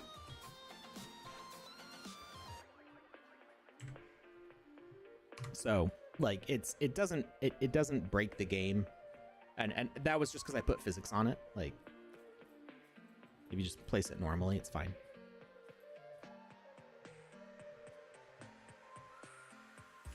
Like it's just there. It just looks ugly.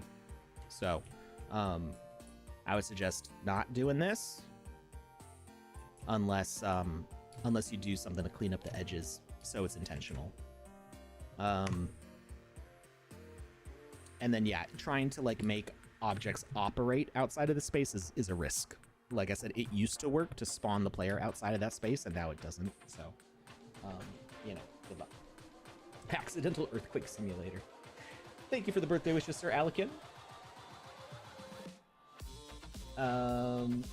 Garnikin, it truly broke the experience this time. Yeah, we'll crash the whole game maker, not just the game. All right, so I said we were gonna roll a giveaway. So we now have 40 entries.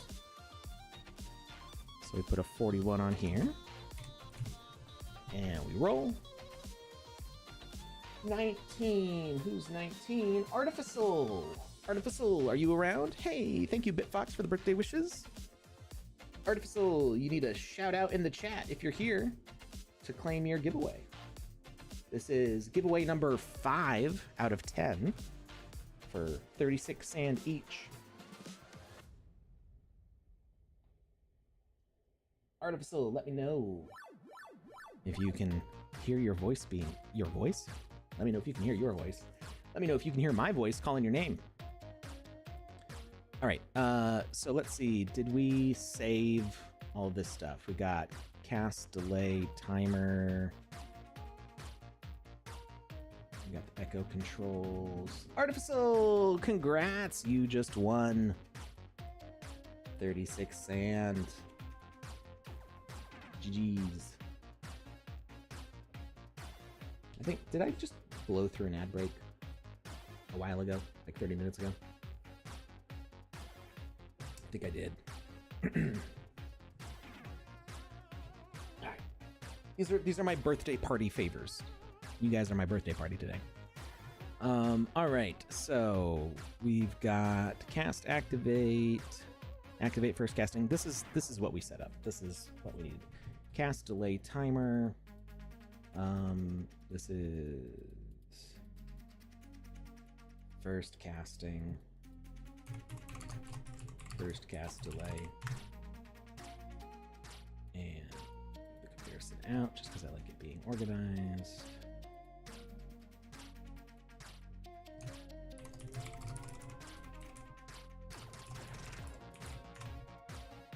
Other echo controls. Okay. So I also had the idea that if we try casting before it's ready, it should send some sort of noise. So we are going to add a mouse control.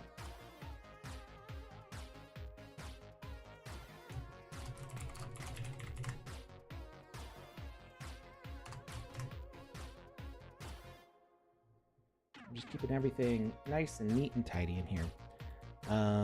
So we're going to add a rule. Trigger, mouse input, bind message. So I think the bind message should be cast, and the unbind message is cast recharged, or cast charged. Cast charged. And middle.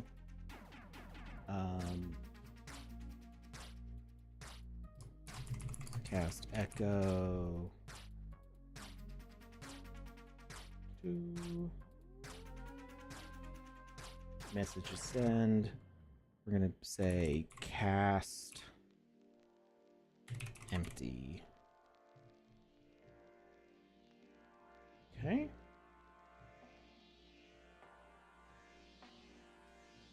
And then we want a sound effect.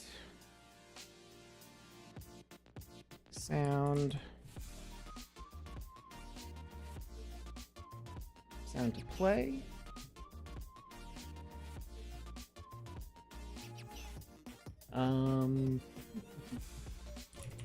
Maybe like a click or something.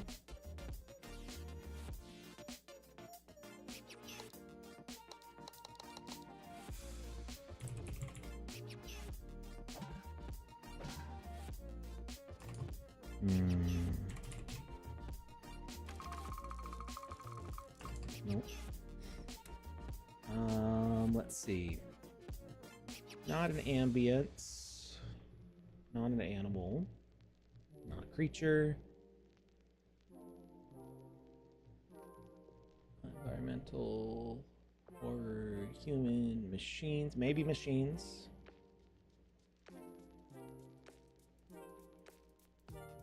I think user interface is mostly what I'm looking for.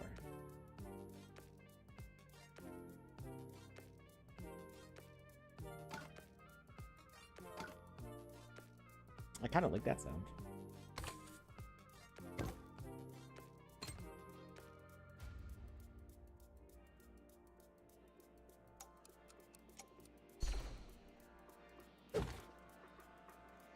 It's too loud.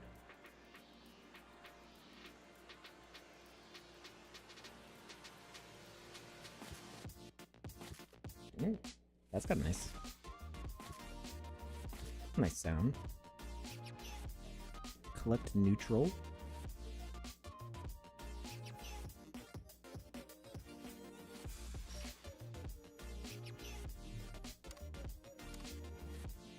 I've heard that sound too much. every monster chase.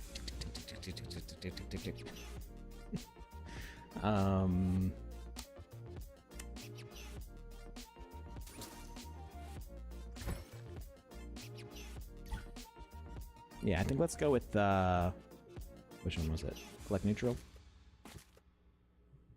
That seems right. That's gonna play on receive message of cast empty.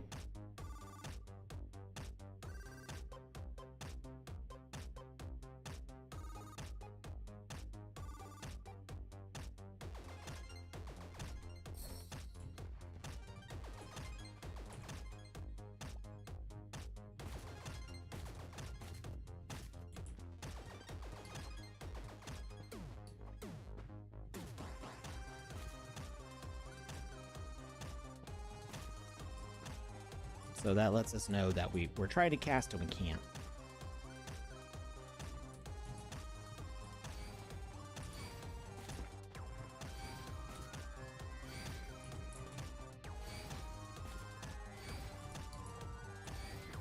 Okay. I kind of wish it would play the sound faster, but I'm not sure that that's possible. Maybe if we add interruptible.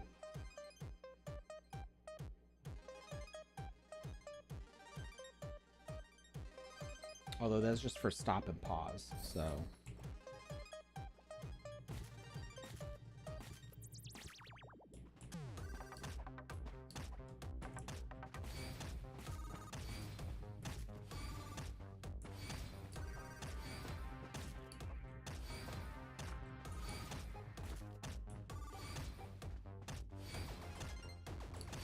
And I mean, once players get a rhythm for how long it takes for them to cast things, they kind of won't hear it anymore. It's just kind of letting them know that they don't have it. We don't need a message saying you don't have cast energy, because it's only a second and a quarter, 1.2 seconds. So it's really not a big deal if it happens every once in a while. But that way they have the audio feedback that goes, oh, I tried to cast a spell or cast an echo, and it didn't work, right?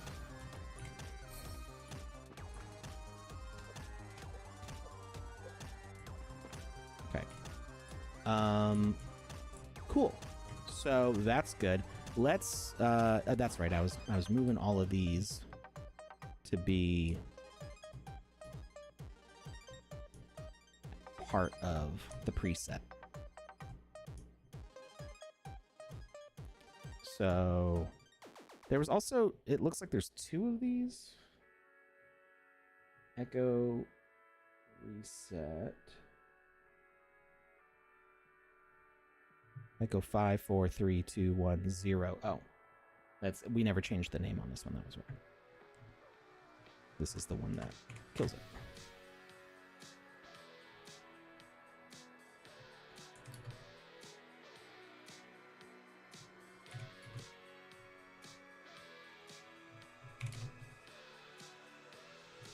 I like it better with the space.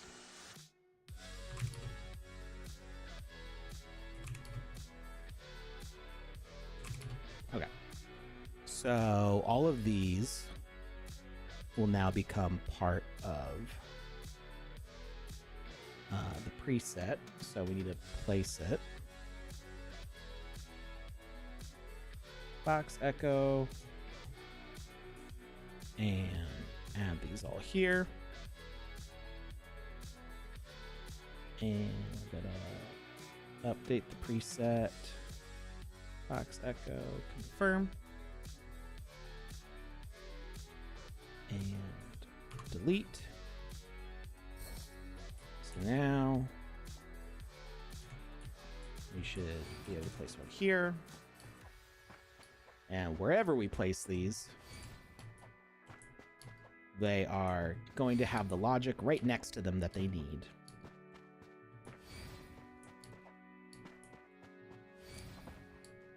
One, two, three. I don't remember how many I put down. 1, 2, 3, 4, 5. Destroyed. Destroyed. Okay. I don't know what was up with those ranges before. Why, like, some of them weren't working, but it seems like it's working now. So if we place one here, I saw that one blow up. We should be able to go to the opposite corner of the map. And now we don't have to worry about ranges at all. Because we only are able to put down 5 echoes at once. Doesn't really matter that we have all these extra logic donuts hanging around. They're going to clean themselves up. And that worked.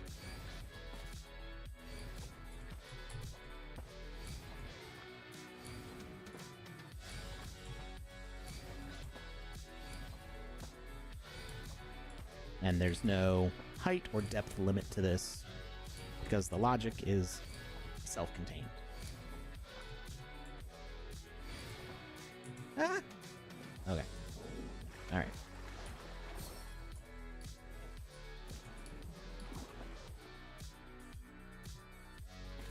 And we can cast a few more times, clean it up.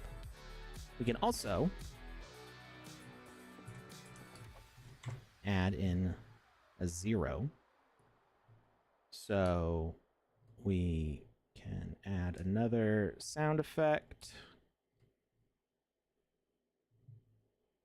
Add component sound. And this one should... Why did I type sound? I meant to type spell.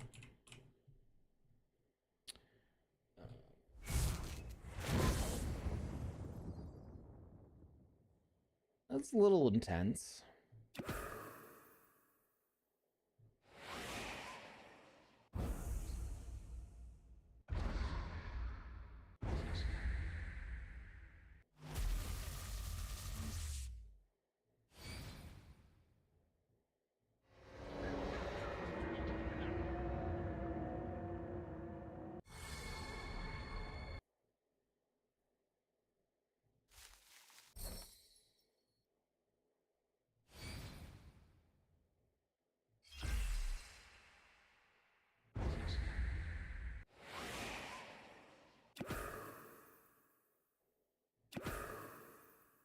I think that works. So that's going to be what plays when we reset all the spells. So if we go edit logic, play on condition, receive message, cast reset, or echo reset. Echo reset.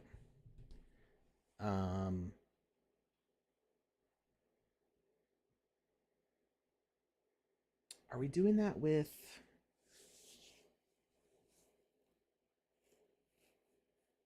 see, if it's sending to self, then it shouldn't be sending to this one at all. So we should be doing it with just the one. Interruptible message to send. I think it's good. All right. So now we're going to add one more control here.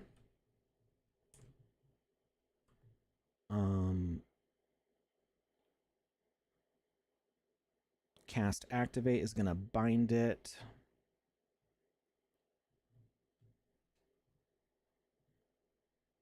So we want a ladder control.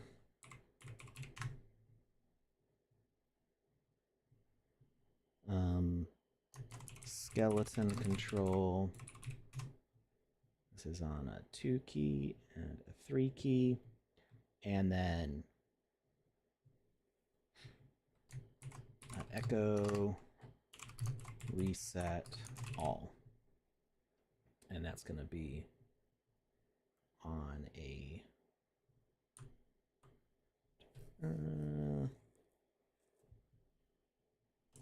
activate. Select key is going to be 0. And recall all echoes. And message to send is box or echo reset. Okay, and I'm pretty sure that we already put that message in there. So let's take a look at the box echo real quick. Oh, I didn't realize they were offset like that. I don't like that.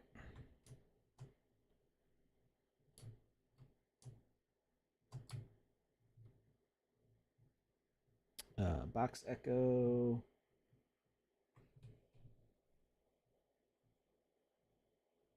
Let's see. Pickable, health, destroy, on hit.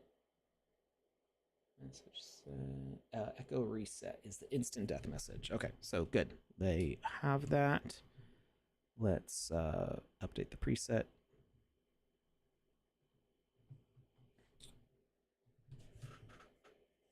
Hey, BitX mode activated over on Twitch. You did hear that somebody has a birthday today.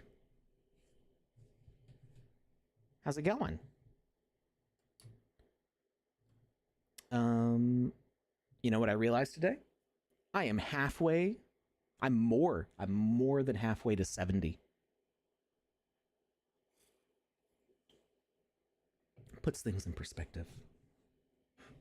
Thank you for the birthday wishes, Mario Raven. The music stopped. Hold on.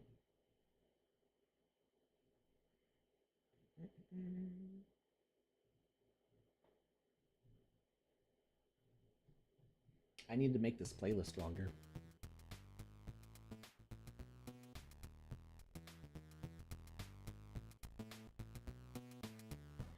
It's funny when you don't remember who this is. I mean, yeah, it took a second, but I recognize you from your profile picture because it's you.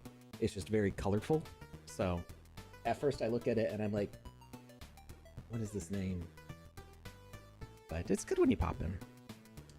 All right, so we've got the echoes all set up. We should be good to go there. So now we learn our echo. We select our echo. If I press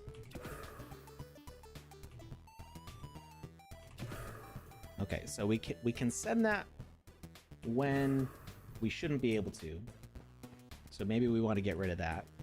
But I guess, I mean, it doesn't really hurt that it can make the noise.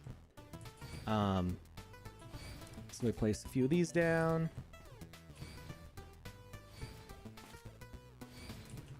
Okay, those are looping correctly. And then if we hit 0, they all reset. And now we should still be able to do all of these. Nice. Yay. All right. Now, do we want to disable that sound if nothing's been cast? We could base this on what the value of our cast is. So let's go ahead and save, and we'll roll another giveaway. All right, for those who weren't in the chat earlier, here's the Google form.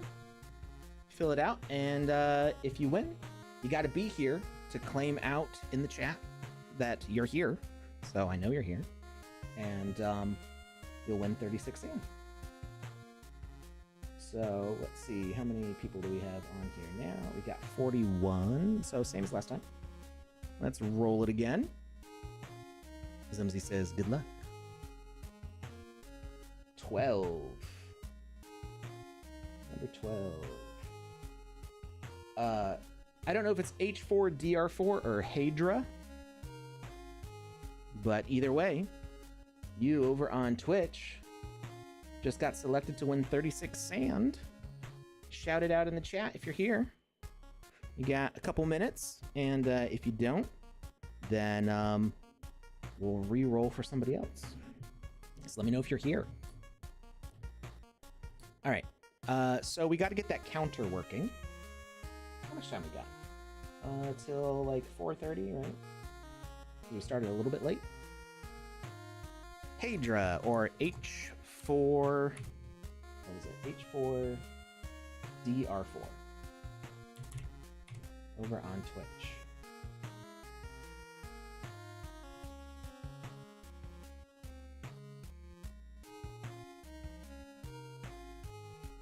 All right, so let's go back to our gameplay. So we need to update our variable of how many casts have been sent. So we got our box pop up here. Those can go under the controls. So whenever we cast, it should go up one, but only if it's a successful spawn. So what is our spawn message here?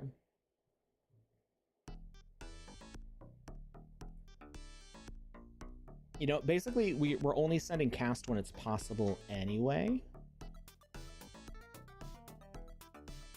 Unless we don't have anything selected, right? So maybe the sound effect of something spawning is what's going to activate it. So whenever something spawns, we have it play a sound.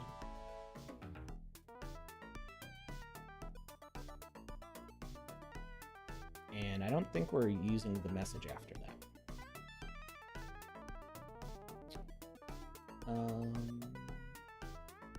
Sound effect, play sound, intro spell. Nope, we're not using any message. So, message to play, message to send.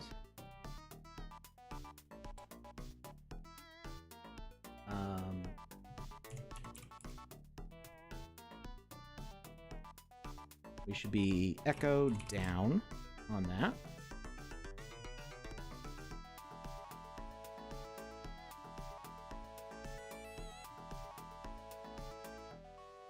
Update our preset. And now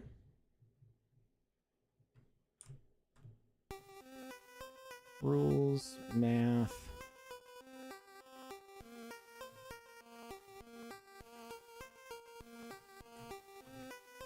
Required message. Echo down.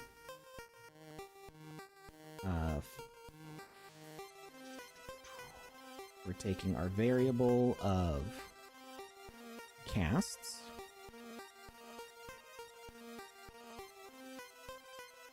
And actually, I don't think we need that echo variable anymore because we're not using it.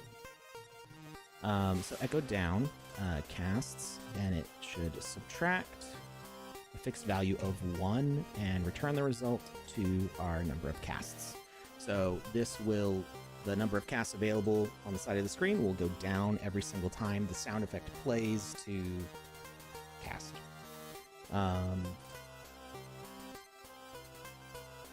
And we also want that to go back up.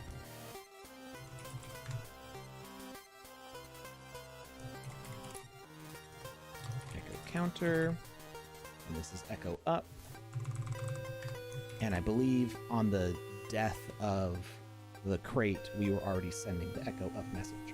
Because I thought ahead. Because that's what I do. Echo up. And we're going to add a value of 1. So even if we echo reset, all of them dying at once should also bring this number back up to where it's supposed to be. Result and casts. Okay. So let's play.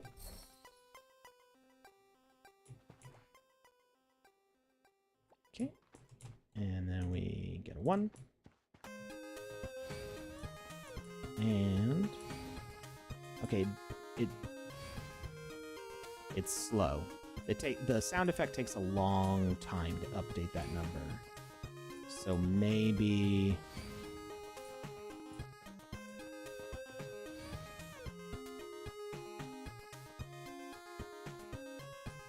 if we can send that message earlier.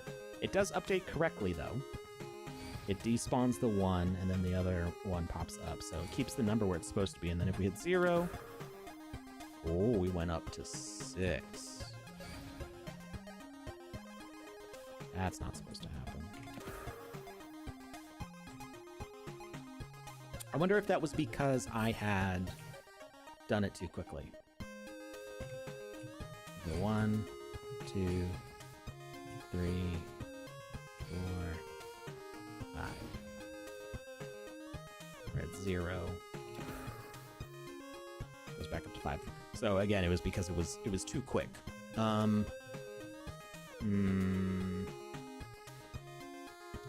So one thing, we should only be able to send that recall message when our mana is charged, basically, when our cast delay is back.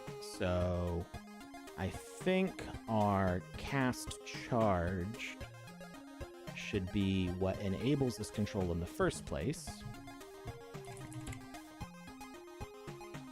That's going to prevent us from spamming it. And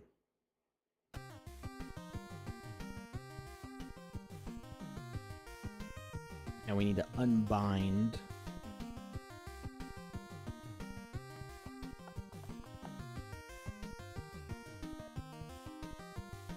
on echo reset.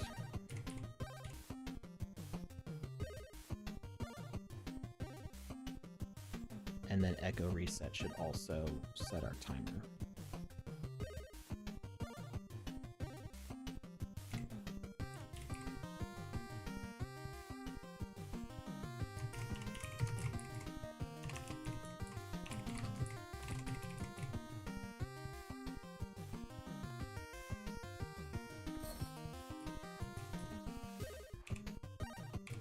Okay, so I'm pressing 0, nothing's happening.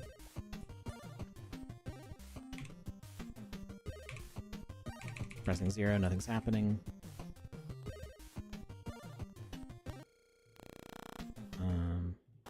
That should be... Oh, right, because I wasn't doing anything there. Let's see. Spawn a couple items.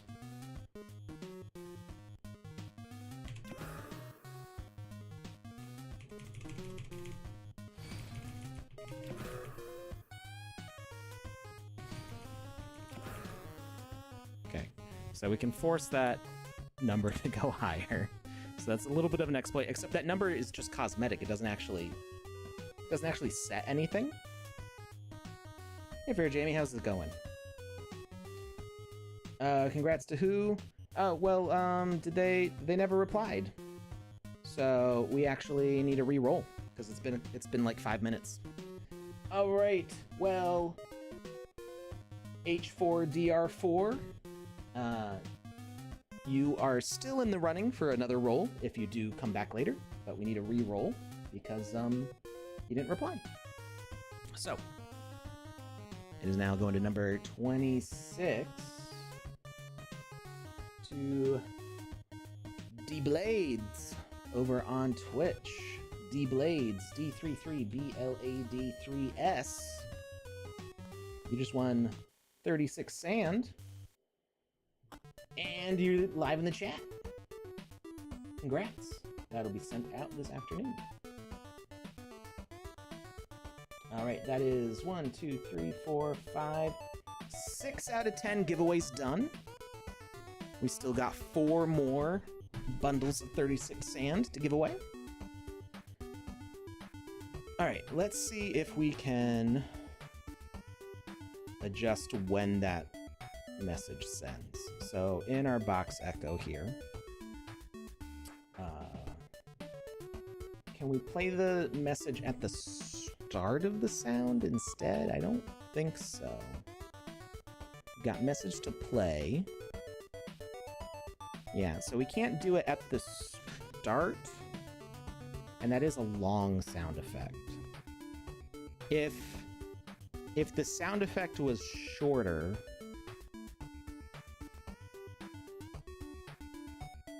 then it wouldn't matter, but because it's so long, it does. So we can't do it on that.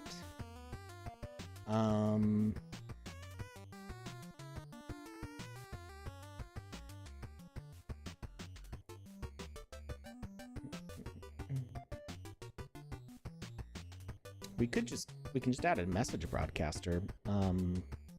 The problem is going to be for the skeleton, that he needs a behavior.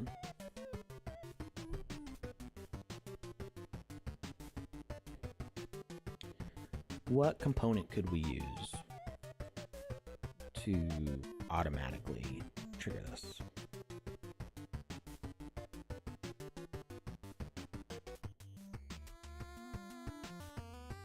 Of course, we could just do it on cast, but the problem is that we can also send cast too quickly.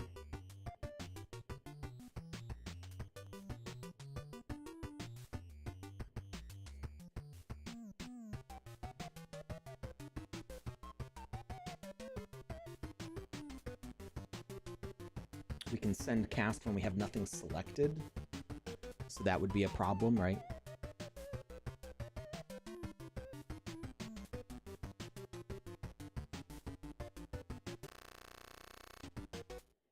If we're sending cast without any spell selected.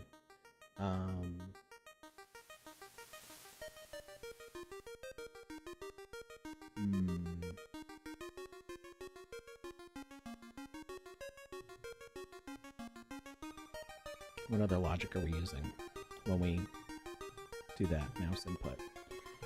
So we can middle mouse and it will cast.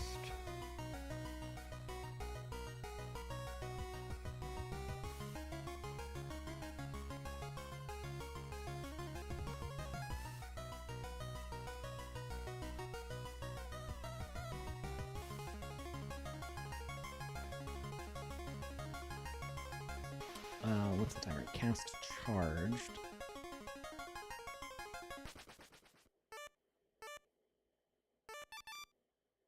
So we could say if cast delay.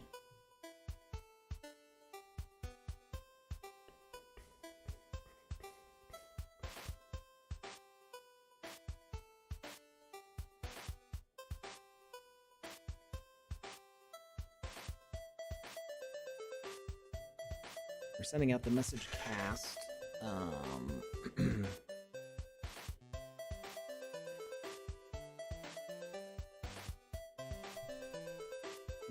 Because we're not doing anything right now to check if a spell or if an echo is selected. So we could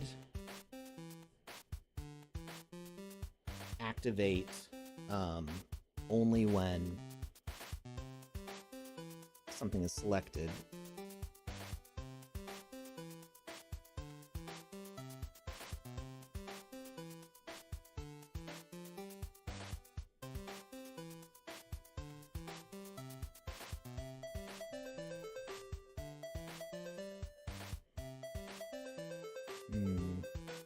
I'm like running the flowchart in my head pen is not working very well. This is why you're supposed to sketch the stuff out on paper. So if we...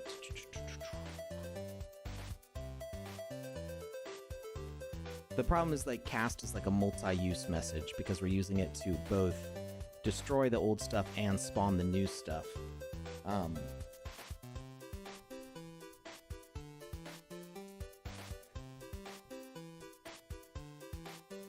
Do any of these have a speaker component on them? Maybe if they do...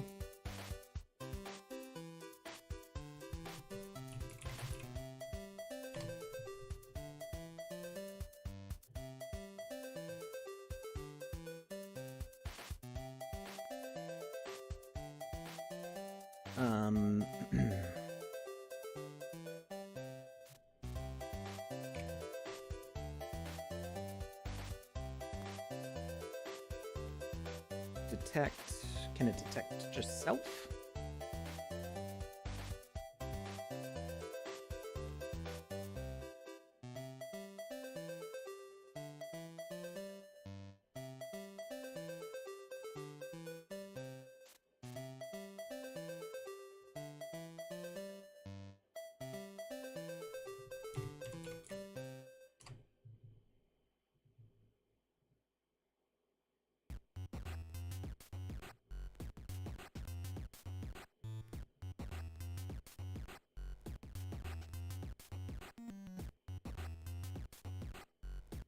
It's too bad we can't wait for none message.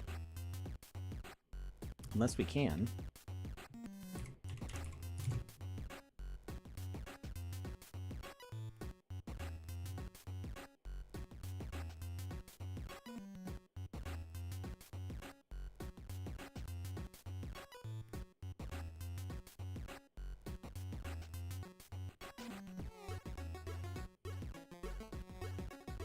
I don't think that'll work.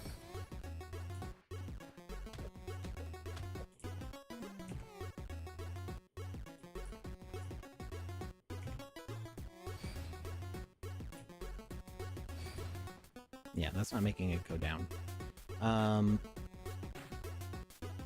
So let's have it detect itself, basically. Detect entity.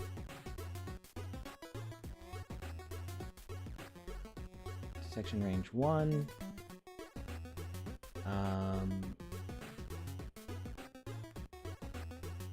Specific tags and range. And it's just gonna look for echo.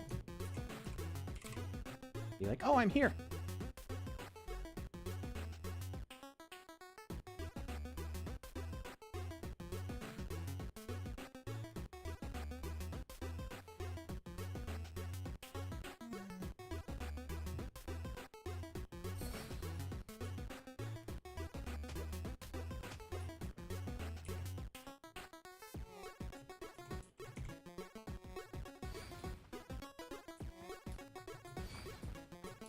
Okay, it's not seeing itself either. If we make it sense the player in a large enough range... Whoa. The VFX got left behind.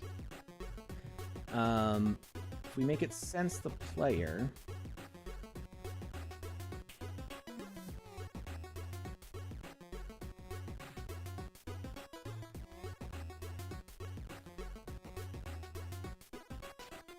everyone in range, which would include the player, and make it big.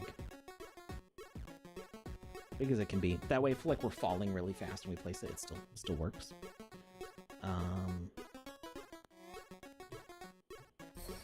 Oops, I didn't update the preset.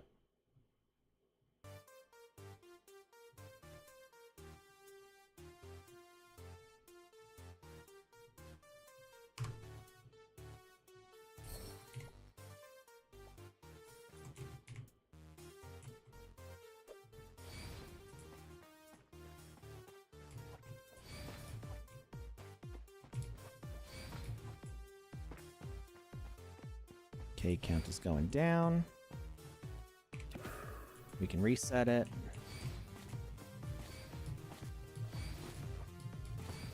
Spamming as quickly as I can. We're staying at 0.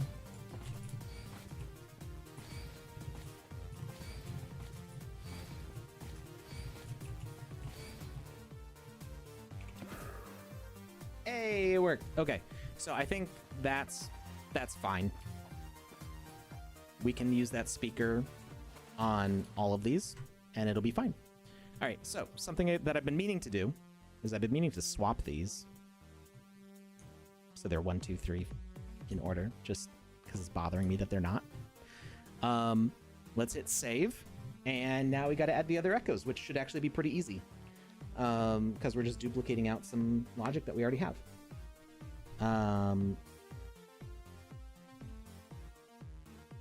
So let's roll another giveaway. I'm gonna paste the link in the chat again for anybody who's joining us later. This is a giveaway for 36 sand. We currently have 43 entries. So we got a couple new people joined. We're gonna roll, and it's going to 34. Hey, the real headshot. Are you still here? I know you were here earlier. Did you just win a tournament and a giveaway today? It's a good day for you. The real headshot, give me a shout out in the chat if you're still here. Otherwise, we will re-roll in a few minutes. Whoa. Why is the... It doesn't usually do that. Interesting. I think it's because I was clicked on the spreadsheet, but now it's giving me a hand that I don't think I've seen before. All right, so we need to duplicate this logic that we have for our box echo to make the ladder echo. So let's do that and that. So the ladder echo actually does not have something that it needs. Well, you know what? I had talked about changing this ladder to be one that faces the right direction.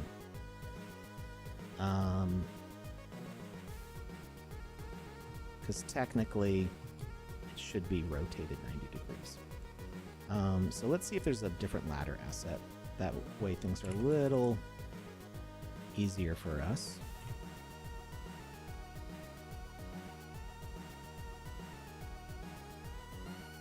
We can do a rope ladder.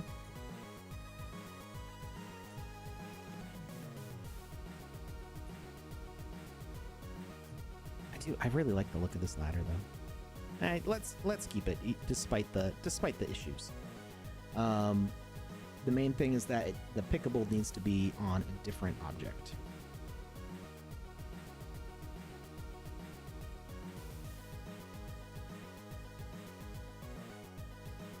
Oh, ladder cast, not the ladder echo. I'm putting the wrong one down. That's what we needed. It's already there. We already set it up. So on this this one, we need to add these to this.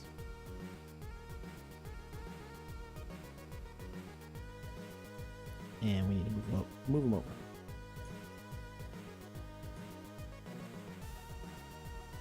Okay. So now the ladder is getting all that. It needs the echo.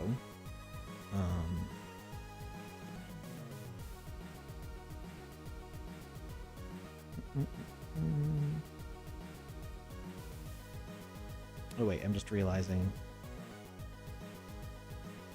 I'm doing this wrong.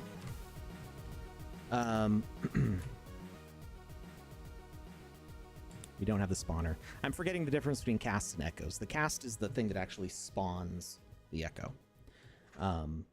So the ladder cast should actually be mostly set, I think. Let's see how it works. I can just pick it up and then, okay. That should be fine. How's it going, Mario Raven? Fingers crossed that that the real headshot doesn't show up here. He's got 1 more minute. Okay. Let's go back. So we want the echo. This is the actual thing that we're putting down. Because that is the thing that we need to be able to pick it up and orient it correctly. So it needs a different handle. So we got the ladder echo, and then we're putting the box echo down as a reference of things to grab. We can also grab the ladder cast just to grab the handle from it. So we're going to rotate this one this way, and we are going to grab the handle here and move it over. We're going to delete that. Ladder handle, and this is going to attach to that, and all of these are going to attach to that, and these can. Okay, so now the echo here, it does have an echo tag, which it should. All right, the time has passed. The real headshot, we will have to try again later. We're gonna re-roll. 4. J-Dog 7777. Are you still here, J-Dog? I got 36 sand for you. Give me a shout out in the chat.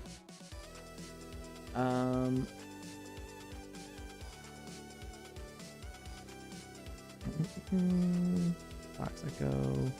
Let me double check the logic here. So, hey, J-Dog's here. Congrats, J-Dog. You just got 36 sand. Thank you for the tag, Red Lily Rose. Very helpful. All right. So we need to copy the speaker. And actually, we don't need it to display echo. We're going to update that preset now.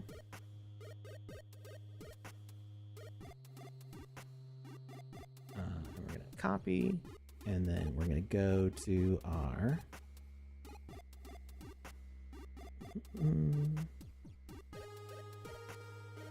ladder handle, speaker, confirm, and paste. Now it should do the same thing. So our ladder handle is pickable. Opacity on picked should be full, right? Hey, Metaverse Street Journal, how's it going?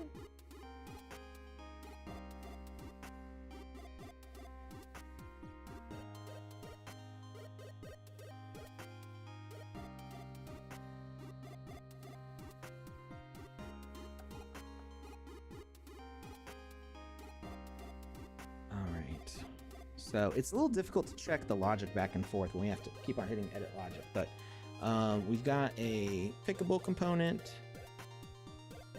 We've got pickable component. We've got health, indicator, VFX, sound, and speaker. You know what?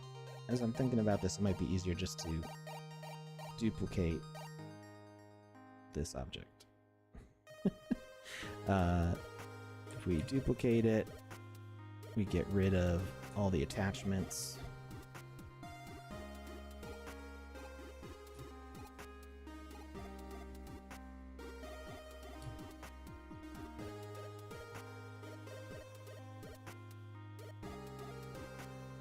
but it's like weirdly offset. So no, let's not do that.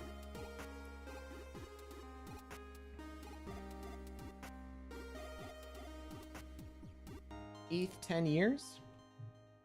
Oh, is that what? I saw somebody saying happy ETH 10, and I was like, it's not $10,000. What are you talking about? Has it really been 10 years? I didn't even know about Ethereum back then. I've only known about Ethereum for, well, since I started at the Sandbox. Even the first year at the Sandbox, I knew nothing about crypto either. I just knew that it was going to be the way that we were minting and selling things.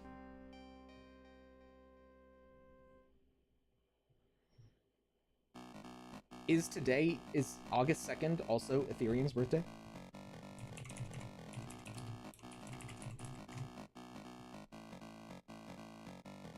Oh, July 30th. It's my birthday.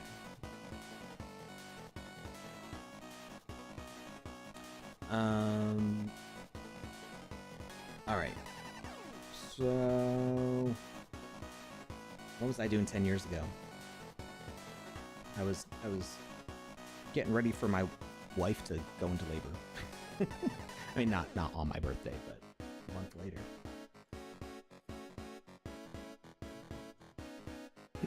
My daughter's just a month and a half younger than Heath. All right. So,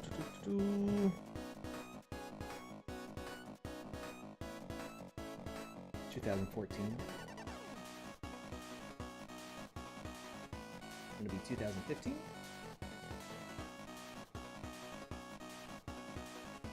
First time I heard about Bitcoin was $3. So I heard about Bitcoin in, would have been like 2011.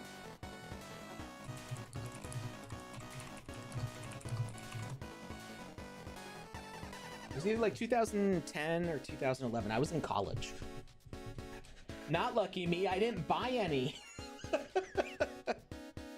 It was, it seemed, at the time, it seemed like, this is silly. Who's gonna do this?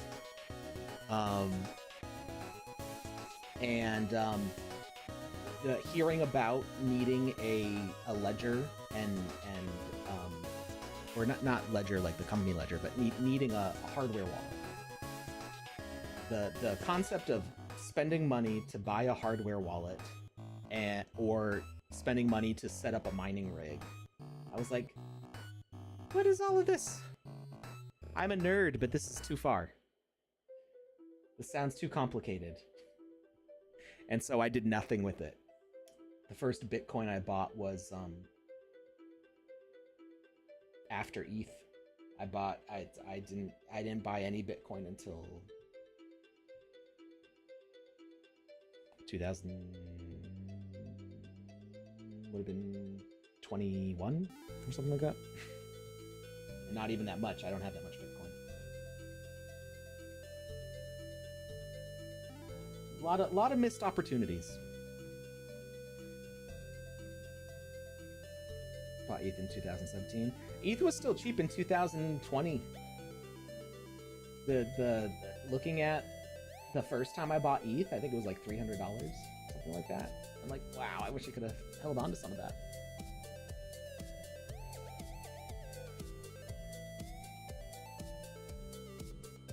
Hey, Fiverr, how's it going? You heard that Bitcoin was finished? Yeah, I think it's gone up and down enough times now that it's like, I don't think it can be finished anymore. I don't know. Something catastrophic would have to happen. So now I just buy a little bit with every paycheck. This is like almost like a savings account, except it gains value faster than a savings account does. Like savings account, the interest on a savings account barely offsets inflation, if it even offsets inflation. And so even with the ups and downs of Bitcoin, just year over year, it's still a better investment, I think. But not financial advice. Do your own research, all that jazz.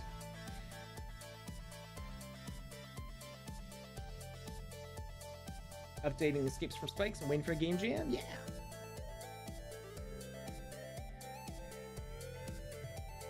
I picked it up on Steam.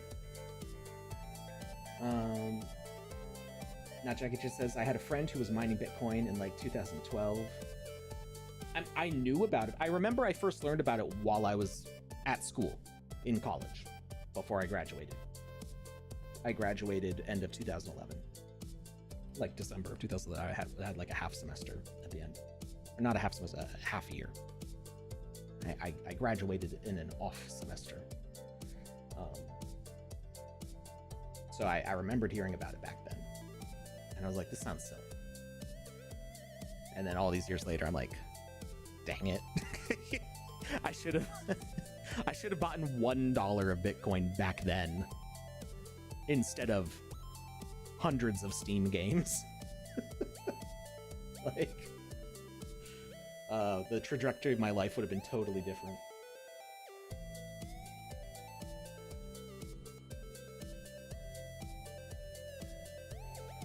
You want to be a Sandillionaire? You know, I think, you know, my personal opinion on sand is like, I of course like it when the value goes up, because any sand that I'm holding goes up in value, but I think it is highly useful as a fully circulating currency. And the fact that its price has been relatively stable. I mean, it went up to, what was it, 80 cents this year? Something like that. But it's been staying very stable between like 25 and 35 cents, just kind of wobbling. And I feel like that means that's like a range that people like it in. And to me, that makes a lot of sense when you think it's 25 cents for an arcade token, right? And this is a gaming token. So if sand stays at that range, I think that's fine. I think that keeps it affordable for people to get. The thing is that we need more circulation. We need people doing stuff with the sand. You need to make things and sell things, and people need to you know, buy games that they want to play, buy equipment that they want to wear, and keep the sand moving. And I think that's gonna be where we see more value, is that the sand token is doing things, not that it moons. Because that $8 that it went to in 2021, was it 2021? I think so.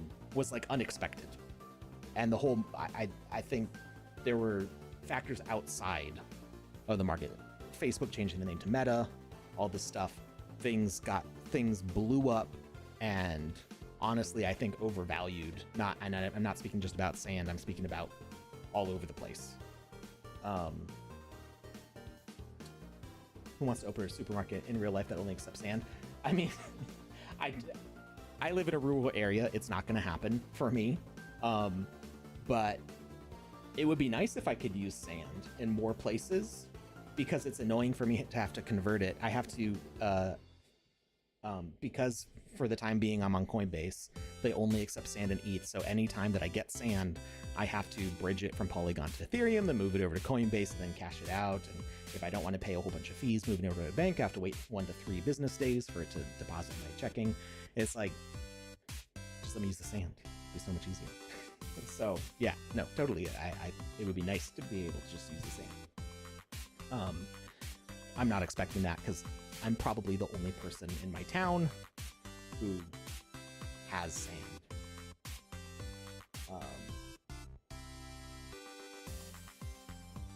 But no, it would be cool. All right, I'm getting distracted from finishing this. We're running out of time. So we got pickable, we got plant. Pickable. Okay, we need health, indicator. I'm just gonna write these down.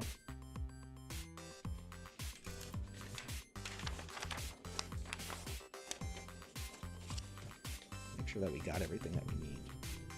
Be nice if we could copy the whole bundle. So we got pickable, health, indicator, VFX, sound, and speaker. These echoes are doing a lot.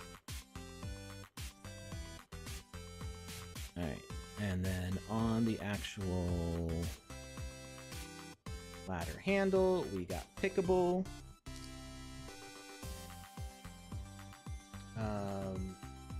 Oh, we don't want plants, do we? Why doesn't this one have plants?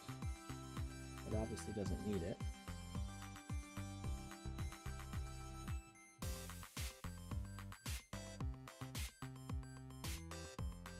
Okay. We need to add component health.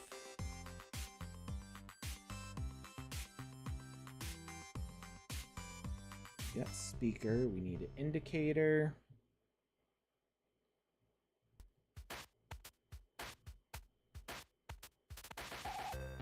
Visual effects.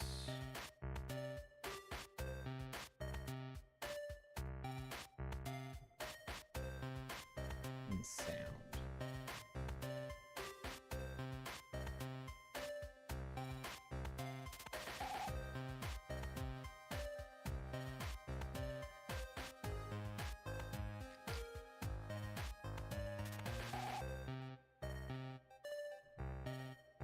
Makta XYZ. I'm not familiar with that one. Somebody was asking me about the possibility of sand being on another chain, and I had to explain, like, I'm not a tokenomics person. When it comes to being on various chains and different tokens and stuff, it is not something that interests me or that I like spend time researching into. I like building games. I like making artwork. I like telling stories. And that's, I'm comfortable there. I think I know enough about Ethereum and Polygon to do what I need to do. I've checked out a few other chains. You know, I've mostly Ethereum chains. So I've minted some stuff on Base, Abstract, Avalanche. I don't know if any other Ethereum ones are coming to mind. And then I've collected some stuff on Tezos and Solana. And then as far as investments, you know, I kind of do like a spread. So each paycheck, I invest like between $25 and $100 in each of the various tokens that interest me. Most of them I have staking if I can, so that way they generate their own, you know, value a little bit faster. And that's mostly it. Helps with Coinbase conversions, gasless conversions. I mean, the gas is not very expensive to bridge. So I'm not converting Polygon sand to ETH sand. I'm bridging it. And so it's usually like whatever a Polygon transaction is, a fraction of a cent. And then like 30 cents worth of Ethereum, I think. Maybe it's $3. I don't remember. It's not a lot. It's just that in order for me to cash it out on Coinbase, I need it on Ethereum, and I'm very limited where I live into what exchanges I can cash out with, because Binance is not, even Binance USA is not supported in my state. Thought you'd have a strategic Bitcoin reserve. I have about, I think, $400 worth of Bitcoin. Not a lot. And there's been, you know, I've had my own personal financial difficulties at times where, you know, I had more Bitcoin at one point and I had to sell it all. So, you know, there's been, you know, there's regrets. I have regrets, regrets about, you know, certain financial decisions, or like, you know, the timing of things just not aligning. But I am trying to just like slowly build up. I'm trying to snowball my Bitcoin. So just every month I buy a little bit more Bitcoin, just a little bit more Bitcoin, and just let it, you know, whenever I can avoid selling any of it, I do. And just let it keep on building up in value. So I treat that as a savings account. I also, USDC. if you hold it in Coinbase, it gains interest also. Lori G says, life happens. It does.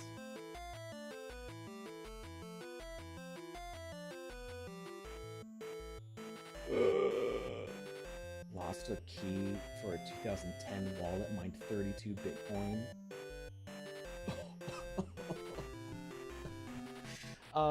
I mean, if he still has the device, did he lost the physical key or just doesn't remember the passphrase?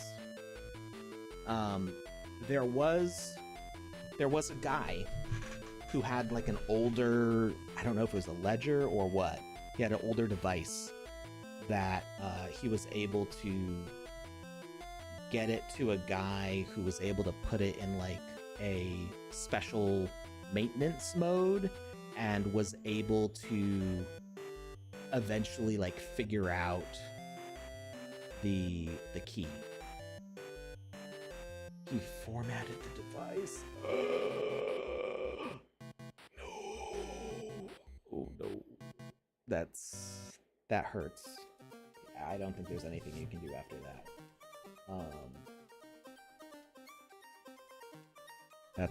That's frustrating.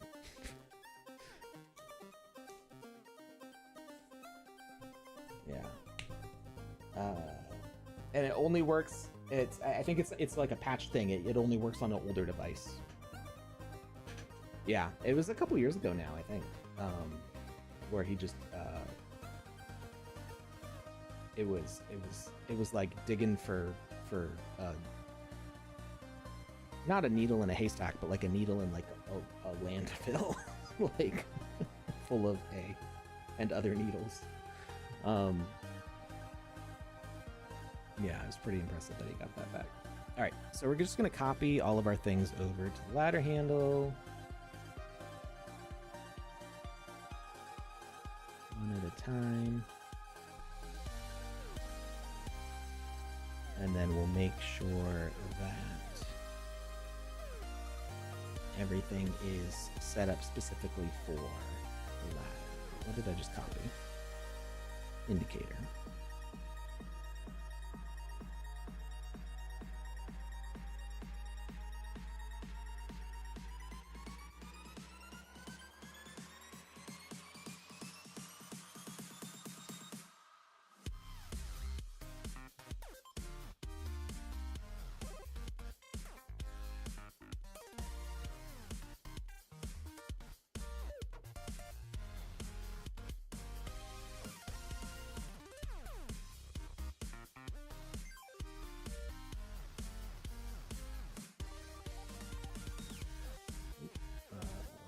Speaker.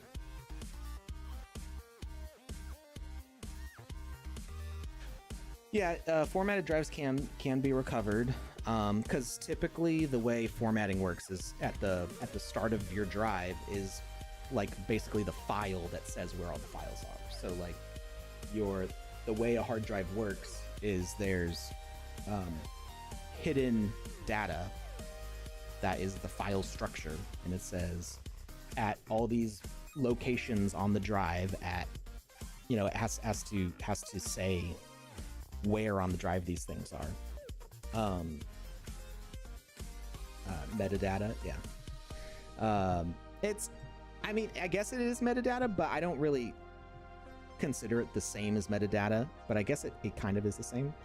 I usually consider metadata to be like, this is the information about this file, but with the drive structure, it's a little more intense. So it says what all the addresses are for the data on the drive, and then this hidden file structure at the start of your drive says, okay, you're looking for this file, it starts at this location, and then if it's fragmented, it goes over here, and then over here, and then over here, and over here. So when you format a drive, all it's doing is deleting the file structure, and all of the actual data is still on the drive. There's just nothing pointing to it. So if you have the right software, you can scan it and it goes, oh, here's the start of a file, and oh, here's more of that file.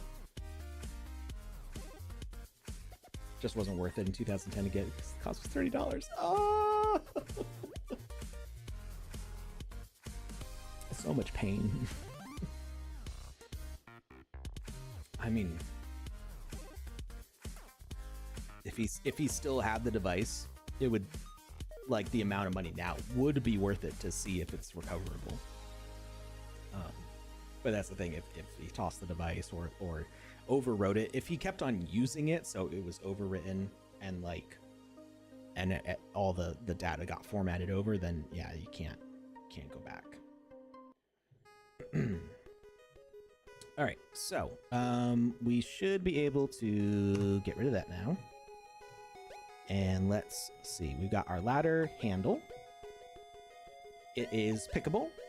Let's edit logic. Just checking that all the stuff is set up. It's got its health. Echo reset will instant kill it. Echo up when it dies. It's a speaker.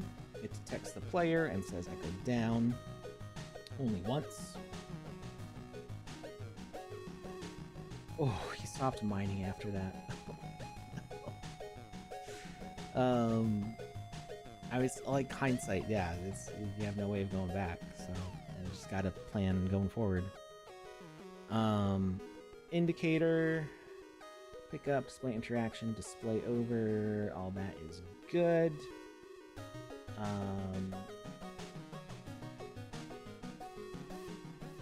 Interact VFX, true.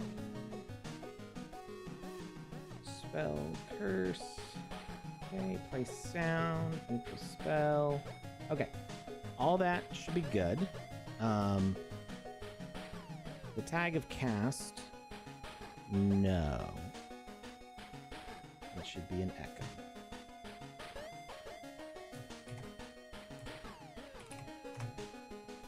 And then the ladder itself doesn't need a tag. It doesn't need to play sound. It doesn't need health, it does need to be climbable, doesn't need to be pickable, doesn't need any of these. Just gets climbable. Okay, and then it's got all of its echo stuff going on there. So now we are going to reset the ladder echo. Confirm. Confirm. That should be good. Now we've got the ladder cast. Make sure that we don't need to update anything there. We probably do. Box cast. Okay, box cast has broadcaster, pickable, play sound, and health. This has none of that. So, asset spawner. Asset spawner. It's gonna spawn that one. So on cast, we get box echo.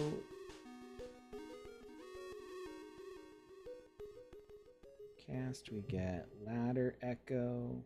Not only once. 1 second of delay. And toggle, we want to copy that.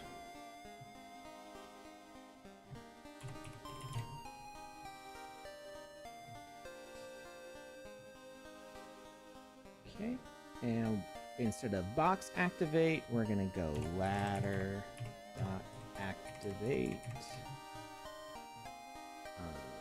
Cast drop, turn it off. Show behavior state is false. Good. Okay. And then we'll put the cast tag on there just because.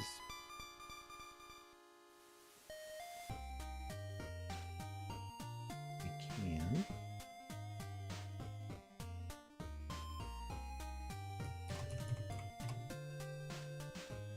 Okay, were there any other? Oops, here. Spawner. Toggle. Okay, and then on the handle, I think maybe we should just duplicate this guy. Voxcast.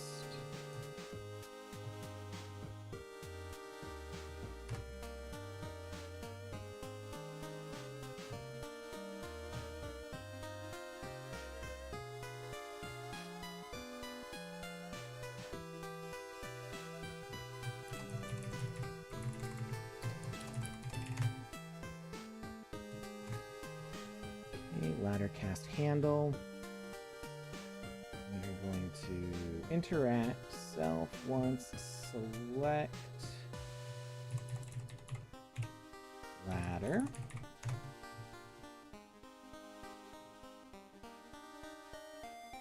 Grab offset. Okay, we want ladder dot activate. Cast drop. Start, destroy, cast drop, ladder, dot reset.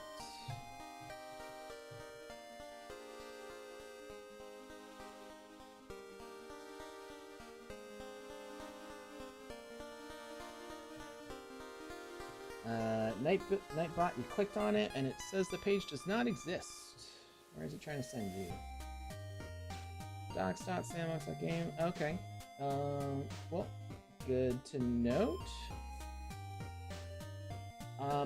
Panda's the one who does all the Nightbot stuff, so I'll have to let her know if that's not working.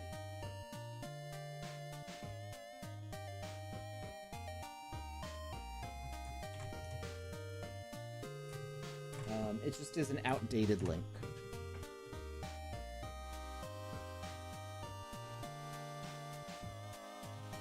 Only thing you tell people to buy right now is NVIDIA shares. You know, I'm not sure about NVIDIA. I mean, again, not financial advice, do your own research. I don't know what I'm talking about with shares and investing. But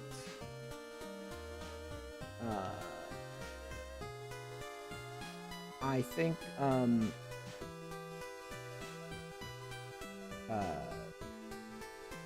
NVIDIA, it feels like a lot of the it feels like there's a bit of a bubble with the GPU and AI stuff, because I think a lot of people are not aware of how the AI actually works. A lot of people kind of think that it's an actual intelligence instead of the large language model being a glorified autocomplete. So as impressive as what the large language models are doing, they're not reasoning. They're not an actual intelligence. They're not doing logical functions. They're just able to autocomplete with enough reference material that it looks like something legit.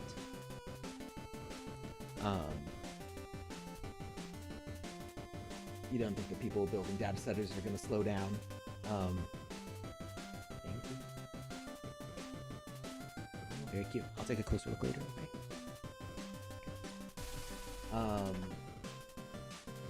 Building up a lot of GPUs.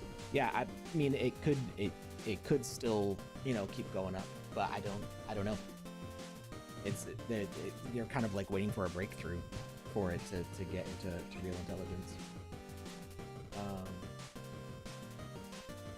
Good enough. I mean, it depends on who you ask. And I would be wary of listening to the people who own the AI companies when they say it's good enough, because they have a good reason to not elaborate.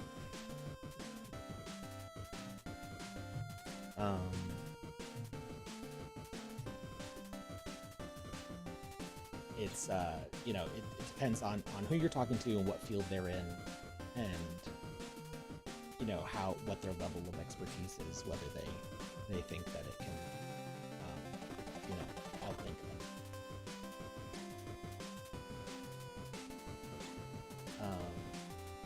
them. The best use that I've personally had for it is as a search assistant when looking for something where you don't have the exact words, the exact terms, because it's able to do that autocomplete where it's like, okay, we're talking about this and these things are related.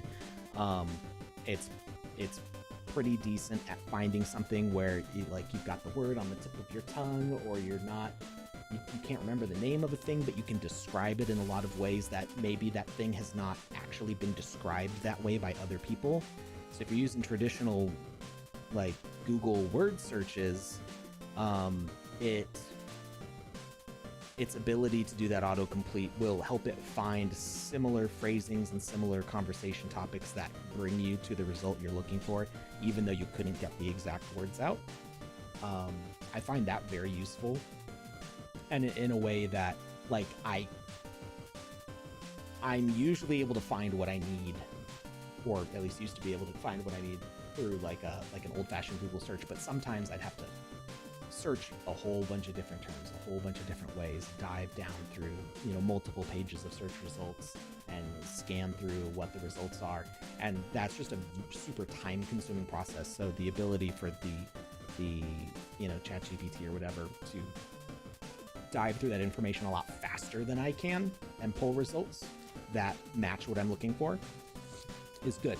As long as the results are real, because I've also had it just make stuff up.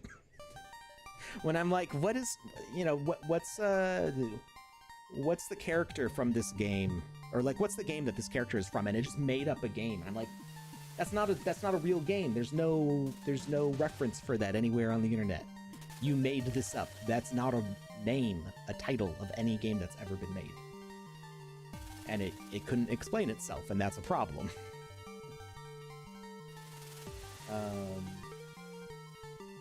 So what if we create an NPC that's an NPC squared? What? I'm not sure what you mean by that.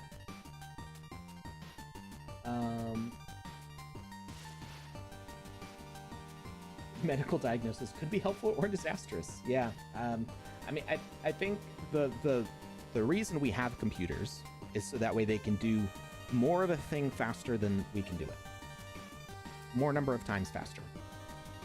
That's the biggest use. That's always been the use of computers, right? Even since, an abacus.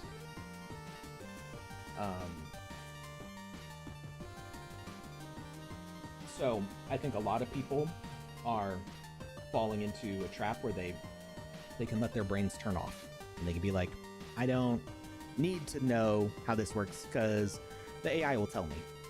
And that's super dangerous, because you need to know what you're talking about still, so that way you can go, that's not right, you made this up, right? And as long as there always has to be some accountability for it, right? You have to be able to check it. And if you don't know anything about what you're talking about, it's already happening. So many people are already giving advice based on what an AI tells them when they have no expertise to speak on the thing that they're reading about. And it goes beyond just like, oh, I looked it up and this is what Wikipedia said, and it's like, well, did Wikipedia have good resources? It's like some people are just kind of claiming that they can be an expert in something where they're not. So I find it useful as a search engine to pull up actual links to like real articles, or to find out information, to collect information and collate it, basically. But I don't trust it to write for me. I only like telling people things that I know, or being able to say, I'm not sure on this, but I think this. As soon as it's like spitting out information without me knowing what I'm talking about, it's gone into dangerous territory.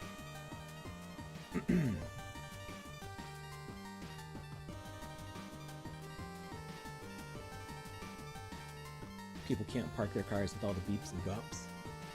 Yeah, I will say a backup camera is very helpful, though. Being able to see that line.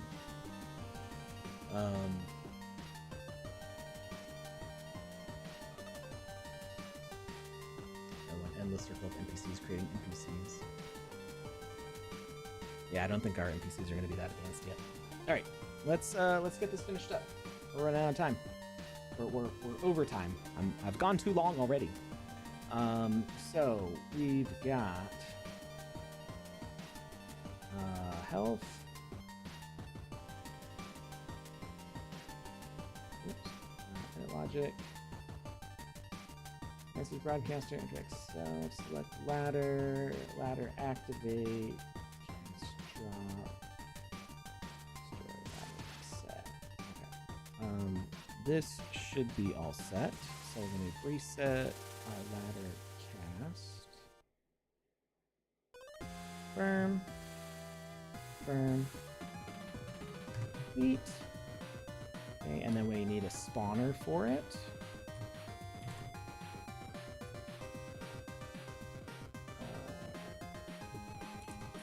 Ladder dot reset. Ladder cast. Oh, we do need to have that copy of the ladder cast. Okay, and burn ladder.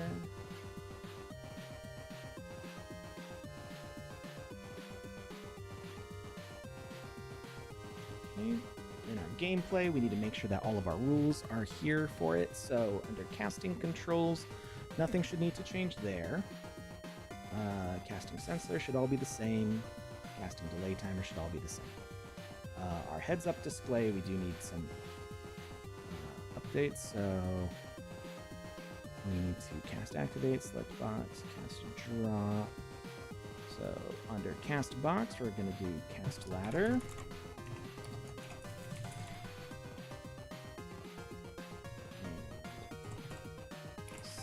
Select dot ladder. And here we're going to select ladder echo. Okay, all that should be the same.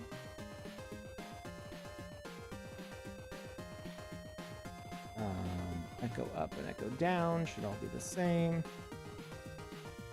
We need another box pop up. We needed to fix the text on here. You learned the box. Echo. We needed a space because that breaking character doesn't work. Duplicate.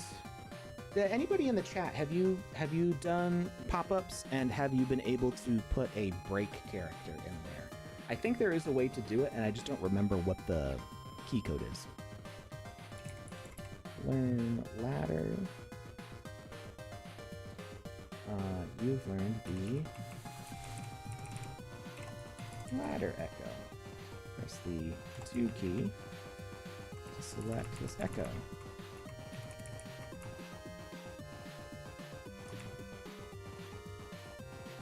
Use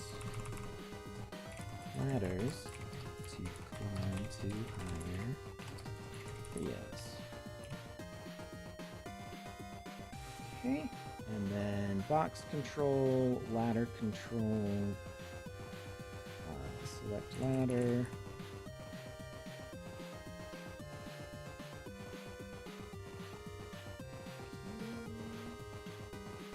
That should be everything. Let's hit save because we made a bunch of changes, and let's roll another one. Is it /n for next line? That might be what I was looking for. Let's see if that's the correct code. All right. Where's my random number generator? I lost it. All right. So, in our giveaway for 36 sand, let's see. We've got 1, 2, 3, 4, 5, 6, 7. We got 3 more giveaways. This is giveaway number 8 right here. So out of 44 entries,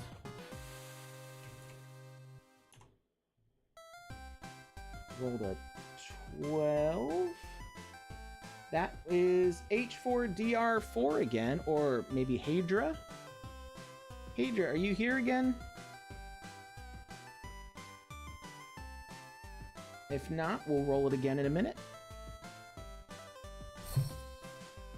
All right. So now, let's make sure that our Vox Echo is working still. No echo selected. Vox Echo. 1, 2.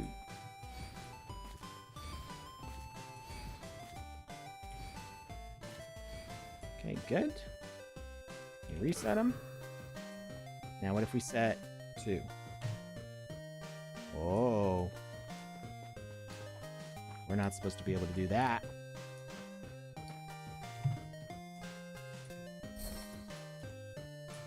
Okay. Now let's see if the echo works at least. Okay, it is rotated 90 degrees. We don't want that.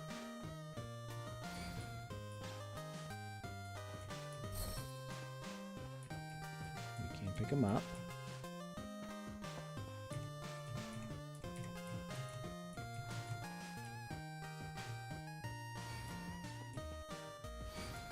So we need to fix the rotation on the spawn.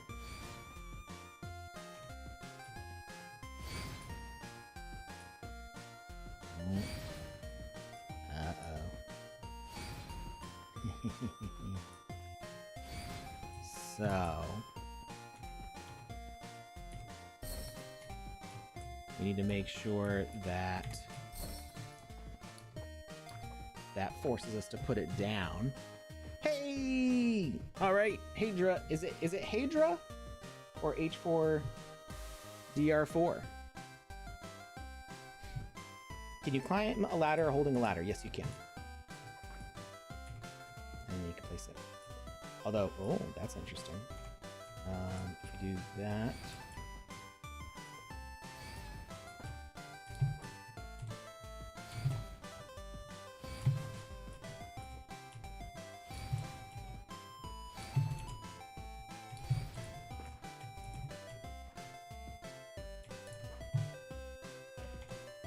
Okay, so the bug that we've encountered is that we can switch without, but our count is working to reduce those, so that's good. We need to make sure that when we switch controls, it doesn't make us pick up the other one.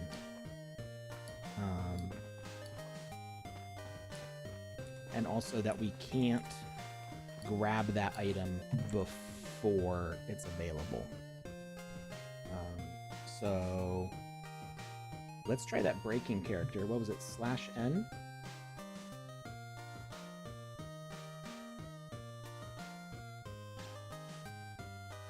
All right, so 36 sand to Hadra there. Make sure that their name is highlighted. Okay. All right, let's see if that /N works.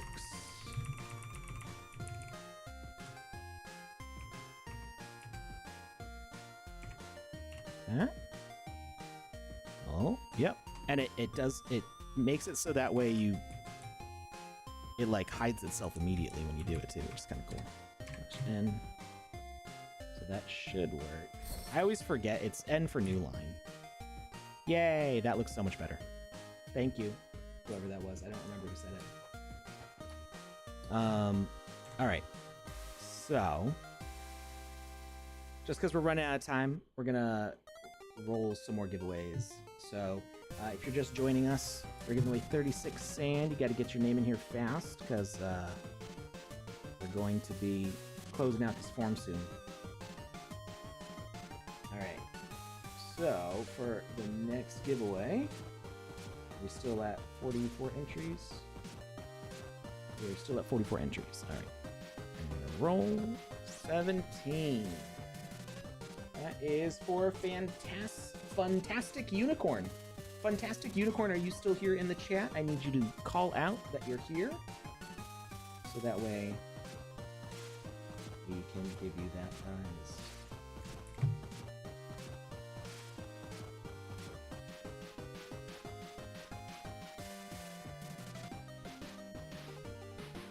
All right.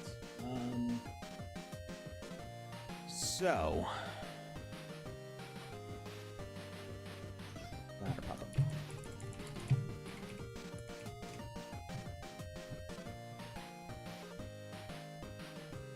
That's all working. Problem is that we are able to summon before we've activated it. Okay, so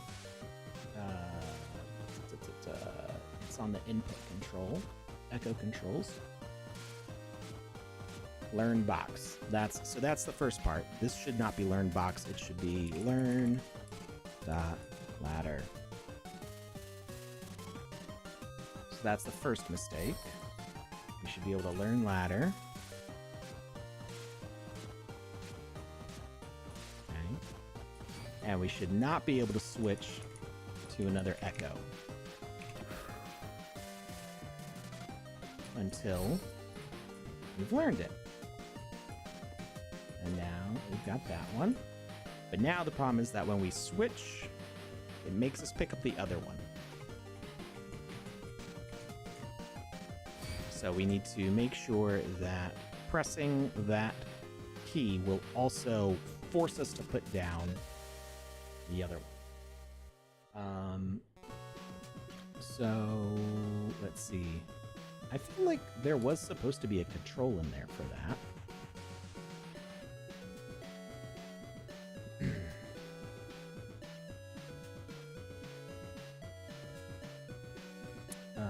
Boxcast. What is this one? Oh, this is reset. So.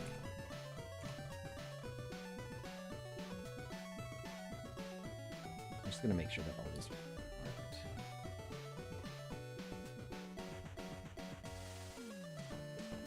This is the ladder spawner. Ladder cast spawner. This is the box cast spawner. And this is the cast activate.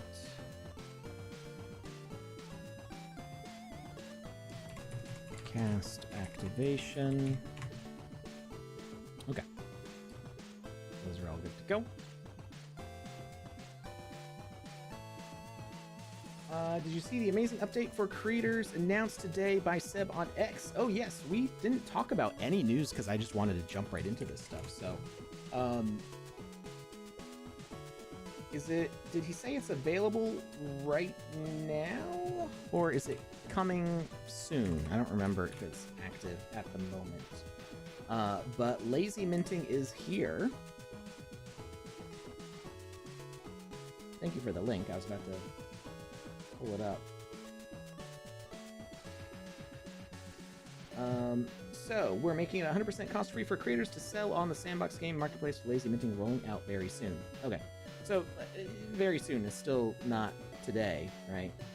Like it's not there yet.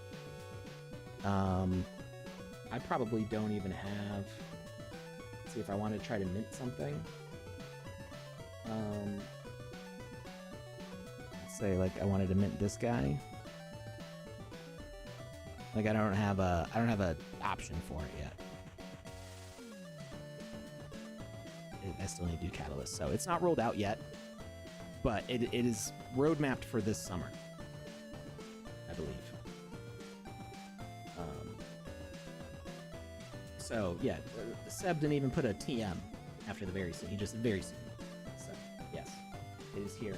This is going to be the way that you can make pass items for your game and make it so you don't have to buy catalysts ahead of time. Even a common one sand catalyst. You don't need to do that anymore, or you won't once this feature's out. You can say, here's the pass item, play this first part of my game for free. If you want to keep playing, buy this thing. It helps fund me to develop, and it lets you play the full game. Very easy to set up. So, it's exciting to finally be able to have that. That's like the monetization it's the same monetization model, but now you don't have to invest in common catalysts ahead of time. and then guess, like, maybe I need to buy 100, spend 100 sand and mint 100 passes, and you don't know how well received your game will be, or if people will, you know, maybe 100's not enough, and then you just have to keep on minting more, and now you can just basically set the price and, you know, let the market decide if they're gonna to get it or not. And you don't have to like maintain it. All right, so we need some way to drop the other stuff.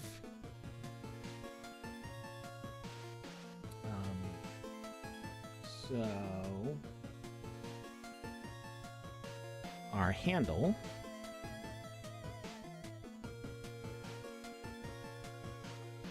pickable, message on pick, message on drop. So we need an interact message sent to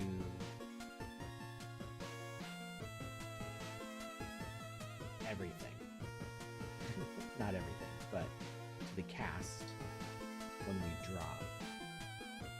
Or when we press another button. We need to send to drop the other ones. So basically, if we press 1, 2 and 3 should be dropped. And if we press 2, 1 and 3 should be dropped.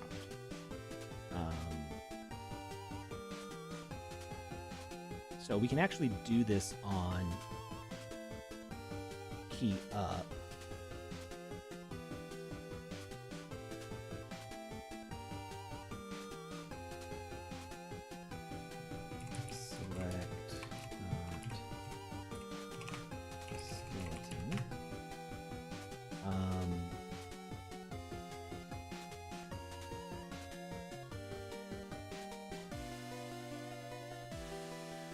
So let's put it as drop dot not box, or actually we don't. We can just do the select message. So on these ones, it will send a message. So I think we just need we need some more behavior relays. So.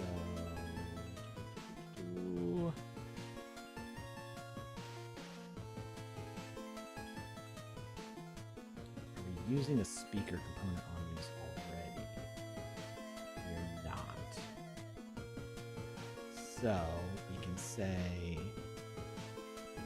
add component, speaker, confirm, edit logic,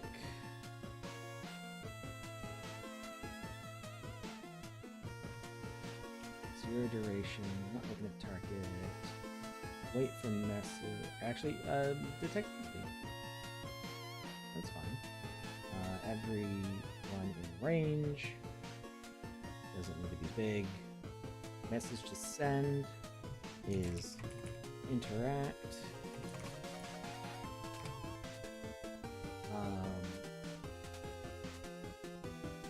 Broadcast type is to specific tags in range.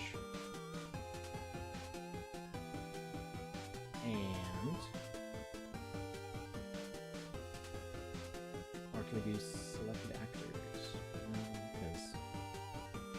Because they're respawning, so it's going to be changing which actor it is specifically. So we're going to say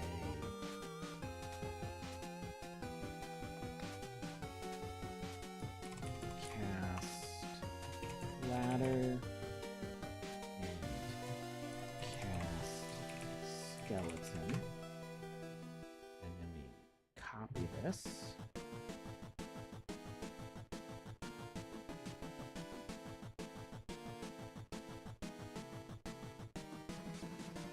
Component.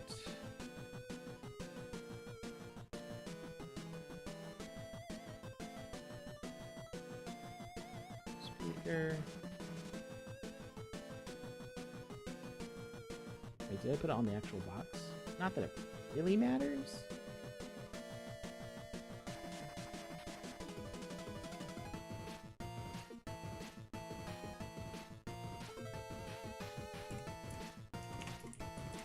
speaker.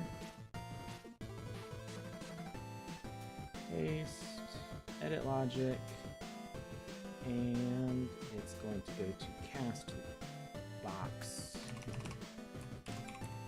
and cast skeleton. Okay, and then we need on this one. Cast ladder, and on this one we need cast skeleton.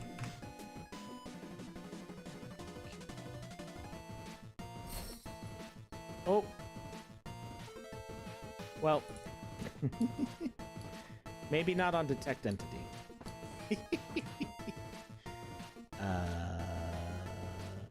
Right, because it's trying to pick it up.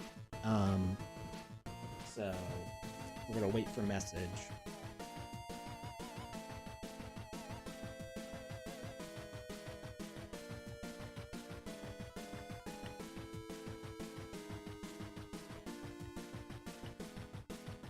Because we only want it to happen when it drops it.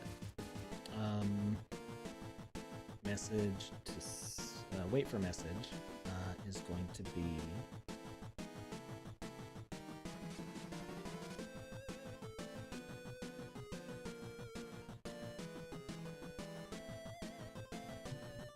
select box and edit logic.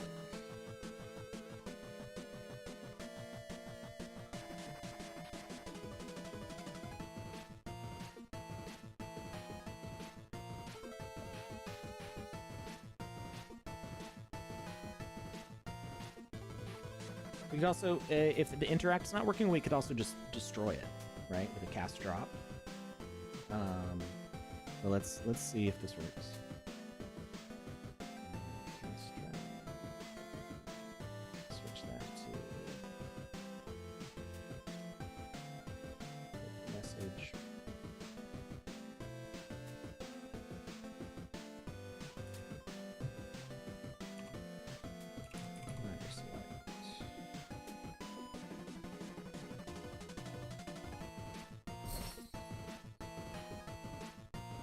Okay, it didn't eat anything. Okay, none of my spells are working. That's good. We learn Echo. No Echo selected. 2's not doing anything. 0's not doing anything. 1. Okay, we got it. In place.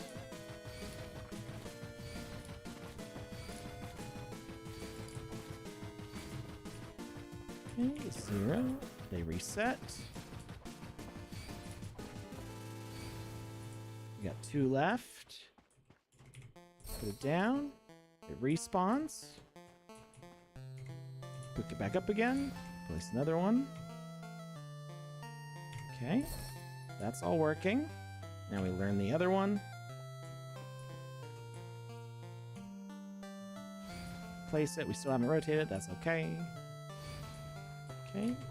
That's working. Put it down. And switch to the other. Okay. Reset's working. And now we switch.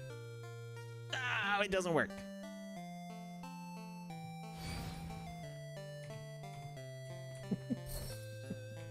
Okay, it's not making us drop it.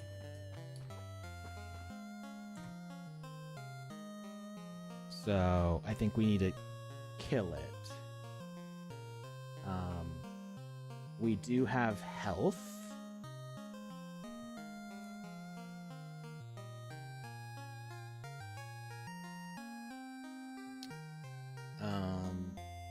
Instant death message is cast drop.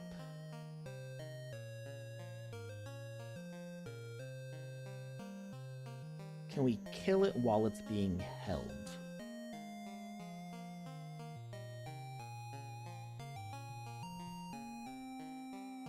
Or, oh, we can just use...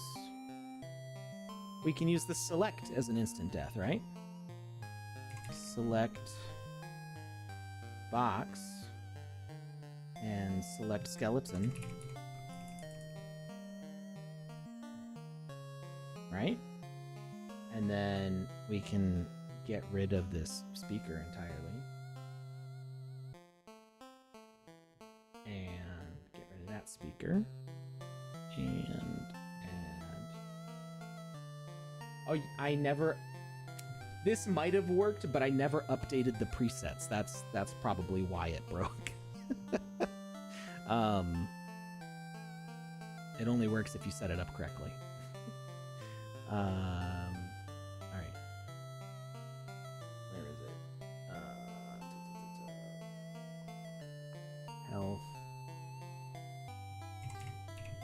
Select ladder and select skeleton. But this way I'm reducing the number of components I'm using too. All right, now we got to actually update the echo, not the echoes, the casts. Box cast. Confirm. Ladder cast. Confirm.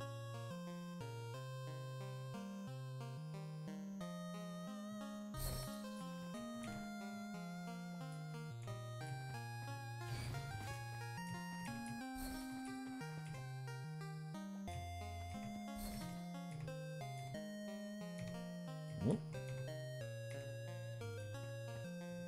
Uh-oh. I'm not picking up anything.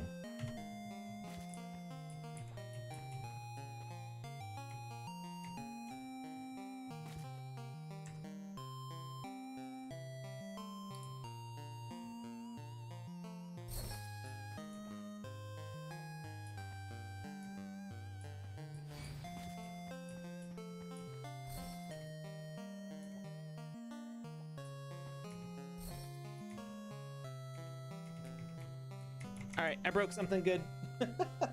All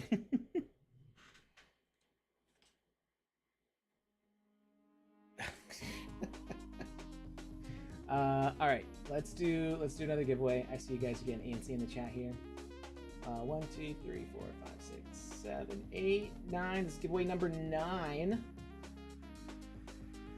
We got 45 entries still. Number 12, I think 12 already won. 12 already won. That was what we rolled last time, wasn't it? 33. Sir Alican, you just won 36 sand as long as you call it out in the chat. Hey, Sir Alican, congratulations. You just won 36 sand. All right, we got one more giveaway left. One more giveaway of 36 sand. Here's the forum link in case you did not already fill it out. Oh, I realized I've just been sending it to Twitch over on YouTube. Here's the link as well. This is open to everybody, but if you're on Twitter, you do need to jump over to the either Twitch or YouTube to grab that link, just so it doesn't get spammed out too much. All right. Why did this suddenly break? What did I change? I got rid of the speaker, right? Did these have a speaker before? Did they need a speaker? We added in health. Maybe I'm...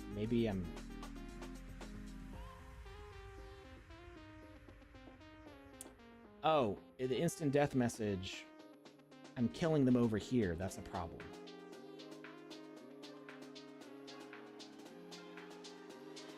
So maybe we can't use the instant death message.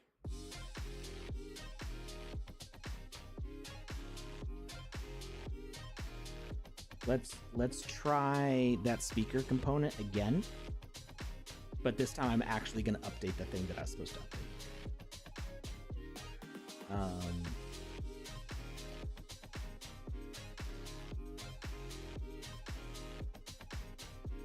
If the idea fails because you executed it incorrectly, it doesn't mean that the idea was wrong. You just gotta try to execute it correctly. All right, so get rid of those. We're gonna put speaker. Confirm.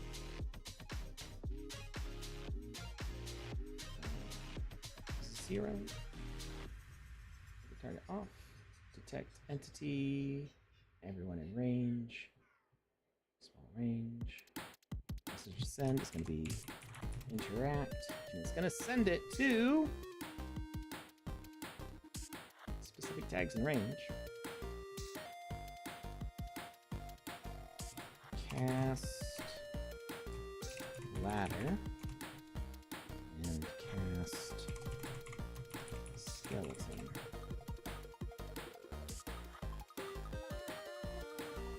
Copy.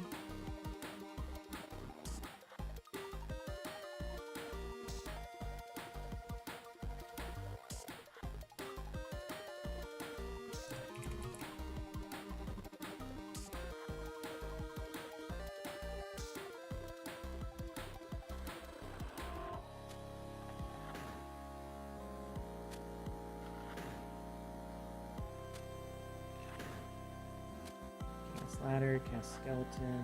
This is the ladder, so I cast box. And cast ladder. And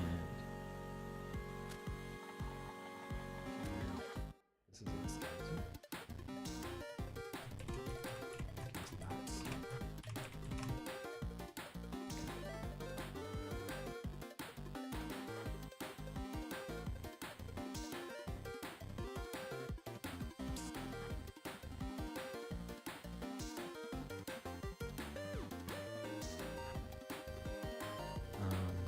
Update the preset. Very important. Ladder cast. And box cast.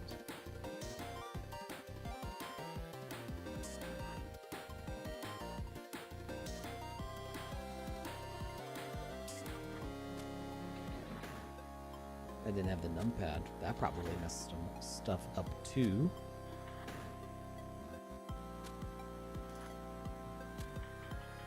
Okay. Let's hit save. Let's see if this works. What's the story behind the username Kanisazi? I need to like make a clip of this. Okay, let's see if this works. One.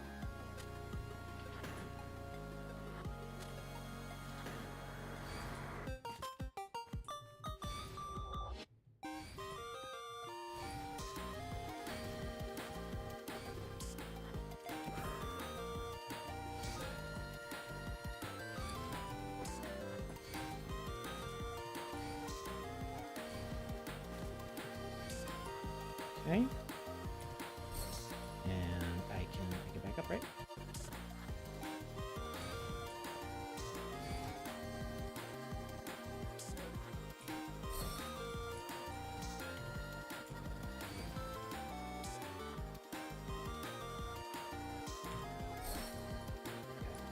Okay.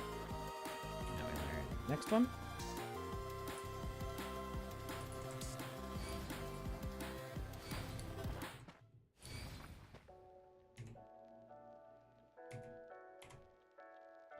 I still pick up both.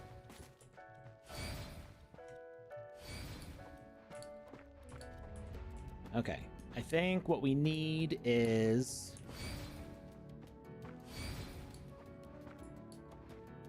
maybe we need to toggle the controls so that way the same way we pick up forces a put down when you press the other buttons. Okay, we're gonna save at this moment. So the story behind Kamisazi is that there is a game, it still exists, although it's not like really developed or supported anymore, called Vainglory, which started on mobile, on iOS as a MOBA, like League of Legends, that kind of game.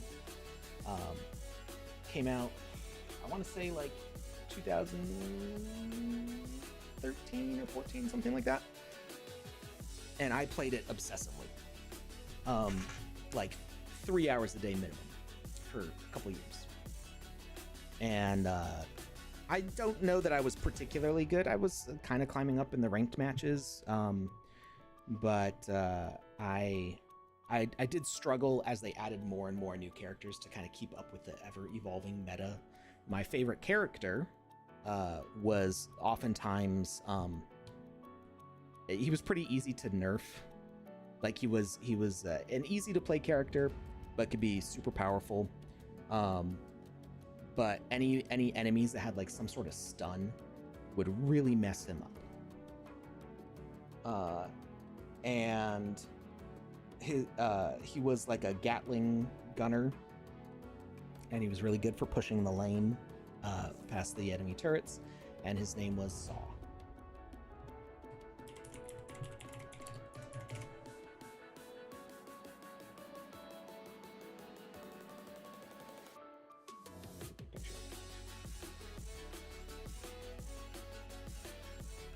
All right, that's Saw. This is like a turret in the background behind him. So this is Gun, that's him. His name is Saw. So he's my favorite character to play as. I had a couple other characters that I would play as a lot, and I did try to like learn how to use all of them. I always tried to like, because it's a team game, you try to like pick the character that goes best with, or the hero that goes best with what your team is selecting. So I wasn't like selfishly just picking him all the time, but he was my top pick and my favorite one to play as, because usually I could get my team an advantage in the first like 30 seconds of the match, as long as the other team did not full force try to counter me. So because of that, I would always like dive in really fast into enemy territory at the very start of the game. So my play style, you might call it like a kamikaze kind of style, where I was okay with sacrificing myself as long as I got my team the advantage early on. And in Japanese, puns are usually taking is like making a word out of a combination of other words, where it like sounds similar to the word you're saying, but it's like but you're not saying that word, you're saying other words. So kamikaze means the divine wind, and I switched saw into there, so it's like the divine saw. And I talked to my Japanese tutor from college, and he's like, yeah, I think that passes as like a Japanese pun. So that was my name, Kamisazi. And the reason I had another username that I used online before that, which I had since I was like 12, which was based on a Lego Bionicle series, and I needed a change as I got to like 25, and I was also just starting to get into like YouTube and streaming, and I wanted a name that kind of had a flow to it, like an up and down kind of motion to the way it's said, with like a kind of PewDiePie being the inspiration of the way the syllables flow. So I felt like appropriate. So yeah, that's how I came up with that name. It was an intentional rebrand, because before that it wasn't a brand. It was just my username. All right, so I think we have one more giveaway, right? 1, 2, 3, 4, 5, 6, 7, 8. Wait. 1, 2, 3, 4, 5, 6, 7, 8, 9. One more giveaway. Our last giveaway. We now have a 46th row. Maybe it's joined in. We're rolling. And our last winner of 36 sand, Elko Zero. Are you still in the chat? Red Lily Rose, if you guessed your number successfully, I might just give you some sand. Okay, Red Lily Rose, when you say number 32, are you saying that you are row 32? or that you are the 32nd entry. Row 32. You are row 32. So, just for the impressive deduction skills, I'm going to give you 36 sand also. All right, Elka Zero and Red Lily Rose, congrats. You guys just won the last bit of sand that I'm giving away. Wait, where did Elka Zero's row go? I'm going to make sure that he's highlighted. Here we go. All right. So, congrats. Those will be sent out shortly after the stream. All right, let's see if we can get this last bit working. So, I think we need some logic donuts. Basically, when we get the message... Oh, no. Doing everything with multiplayer logic if I can.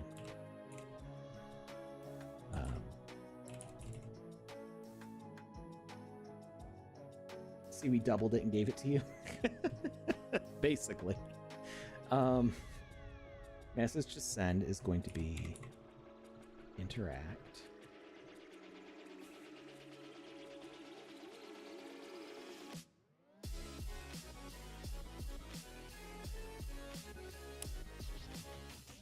How are we picking these up again? It gets the message interact.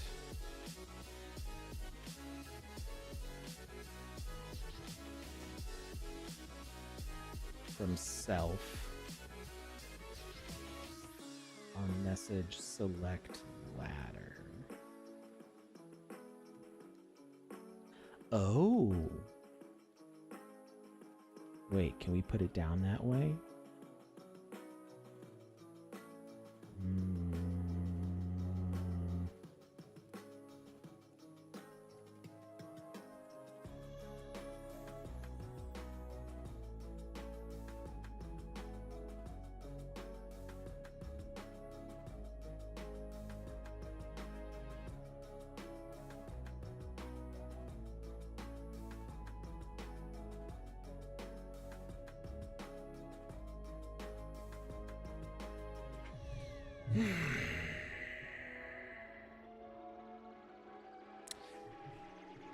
If we do... If I do the other ones, it's gonna make us pick it up. So we don't want that.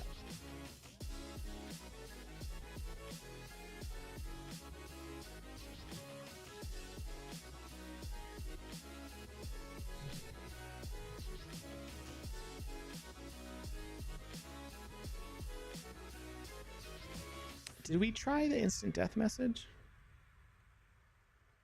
I feel like we tried it and nothing happened.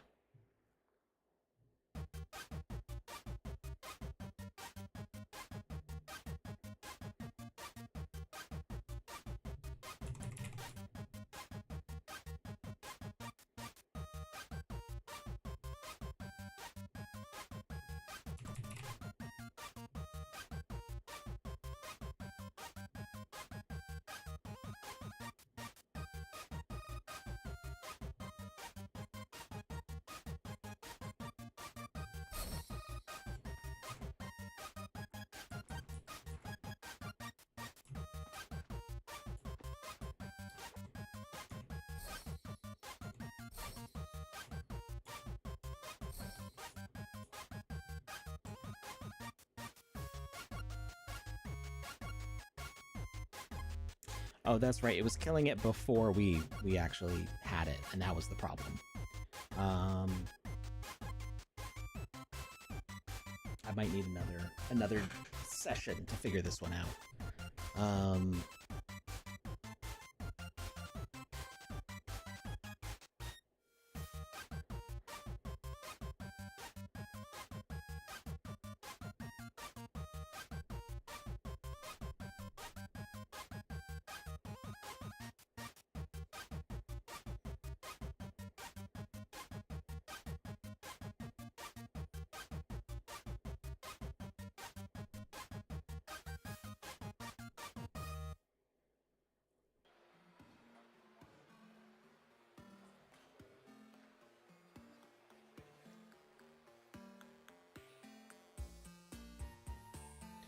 The problem is that we don't have a dedicated pickup and drop.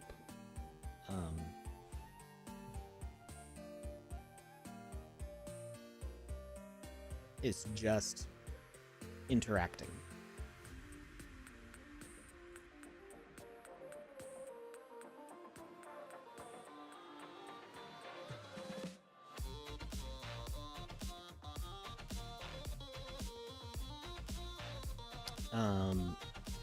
But I guess we can say if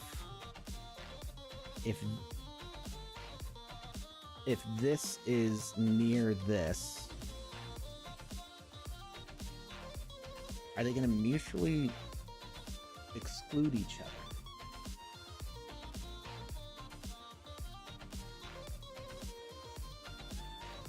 The problem is I don't want both of them showing up next to each other and then poof, disappear. So I do want a selection message.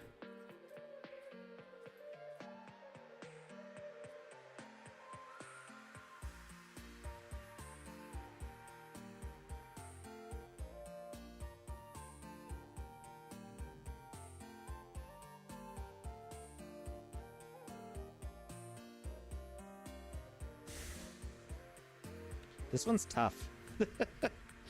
This particular one is tough. I think we're already like an hour over what I was supposed to end. So I think we're going to stop it here and we'll figure it out next time. I thought I was going to have it this stream, but the case of having both up at the same time is tricky. So we're going to make sure that we just have the minimum. Let's get rid of the speaker on these and make sure that these are up to date. Laddercast and VoxCast.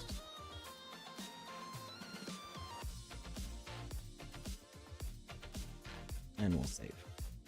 All right. We'll come back to it next Saturday and see if we figure it out.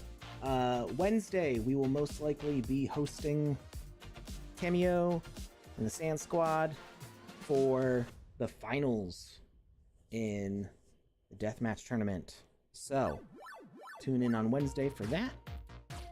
Same normal time that we usually stream. And we'll see what happens with that. Should be exciting. All right, who can we raid?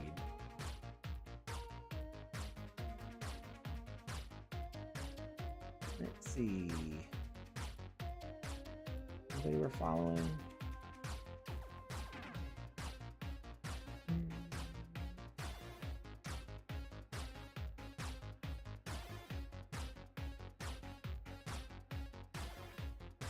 Let's see. I'm not sure what game this is. Lost Relics? Not familiar with it, but go ahead and check out what Quadricell Art is up to. This looks kind of neat. And running around as like a wolf or something.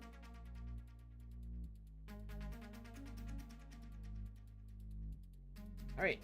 Well, have a great rest of your weekend. Thank you for all of the birthday well wishes, and I will see you on Wednesday. Bye, everybody.